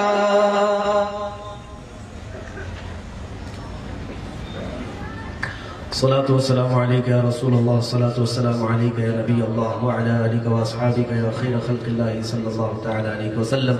یا رسول اللہ انظر حالنا یا حبیب اللہ اسمع قالنا اننا فی بحر غم مغرقون خذ ایدینا سفل لنا اشکالنا یا رب بالمصطفى بلغ مقاصدنا واغفر لنا ما مضى یا واسع الکرم۔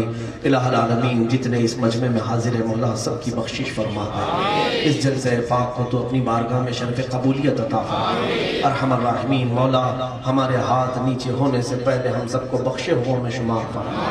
الہ العالمین جس طرح آج یہ پورا مجمع ایک روڈ پر جمع ہے، اے قدیر و جبار خدا تجھے تیرے جلال و جبروت کی قسم قیامت کے دن ہم سب کو رسول اللہ کے جھنڈے تلے جمع فرما۔ الہ العالمین ہم تیرے نبی کے چاہنے والے لوگ ہیں، تیرے حبیب پاک کے سنتوں سے محبت کرنے والے لوگ ہیں مولا، ہم سب کو مرتے دم تک تیرے حبیب کی محبت میں جینے مرنے کی توفیق عطا فرما۔ ہمارے جنازے مولا تیرے حبیب کی محبت پہ اٹھا۔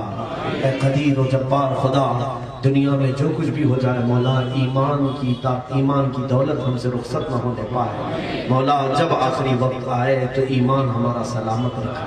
اے قدیر و جبار خدا احسن الخالقین مولا ہمارے گھروں میں ہمارے آس پاس محلوں میں جو بھی بیمار ہیں انہیں شفا عطا فرما، جو بے اولاد ہیں انہیں صالح اولاد عطا فرما، جو قرض میں ڈوبے ہوئے مولا ان کے قرضوں میں آسانیاں عطا فرما، جو بے جوڑ ہیں مولا ان کو نیک و صالح رشتے عطا فرما۔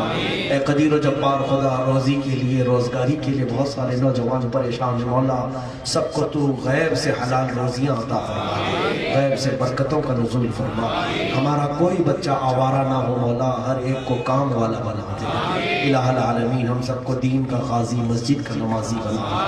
اے ستار العیوب غفار الذنوب مولا ہم سب کو جادو سحر سفلی علوی ہر طرح کی بیماریوں سے بچا لے، خاص طور پر مولا مہلک ذلت والی بیماریاں کینسر اور ایڈز سے ہم سب کی حفاظت فرما۔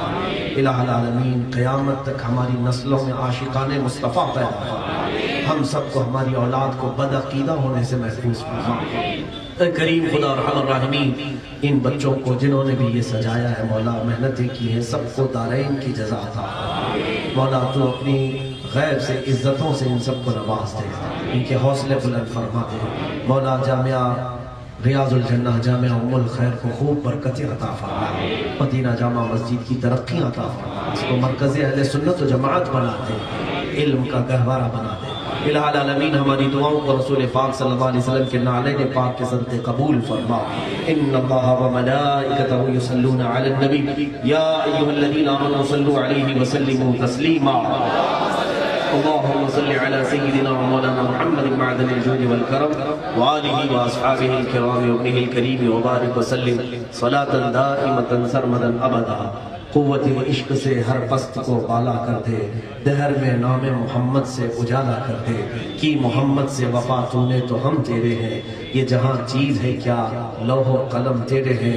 انشاءاللہ العزیز یہ ہمارا سلسلہ جاری رہے گا اور انشاءاللہ العزیز عبادتوں ریاضتوں علم کی تمام تربیتوں کے لیے مدینہ جامع مسجد حاضر ہے آپ کے لیے۔ میں بچوں سے جوانوں سے سب سے گزارش کروں گا کچھ سیکھنے کی کوشش کرو، نہیں تو دنیا تمہیں لقمہ بنا کر کھا جائے گی، اور خوف اپنے دلوں سے نکال دو، اس لیے کہ ہم اللہ کے بندے ہیں اور ڈرتے ہیں تو صرف اللہ سے ڈرتے ہیں۔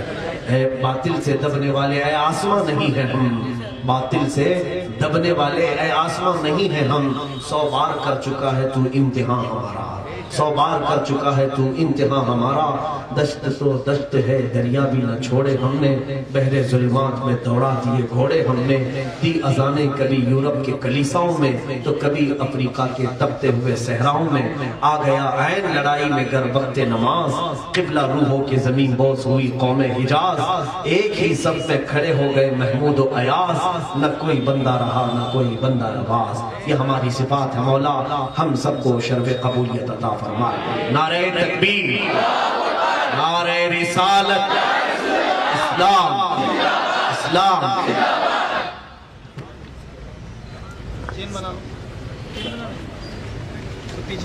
آپ لوگ انشاءاللہ مدینہ جامع مسجد میں جو ذکر کے بارے میں کہا گیا 11:30 بجے اس کی محفل کا انعقاد ہوگا، اب تمامی حضرات شرکت اٹھائیں۔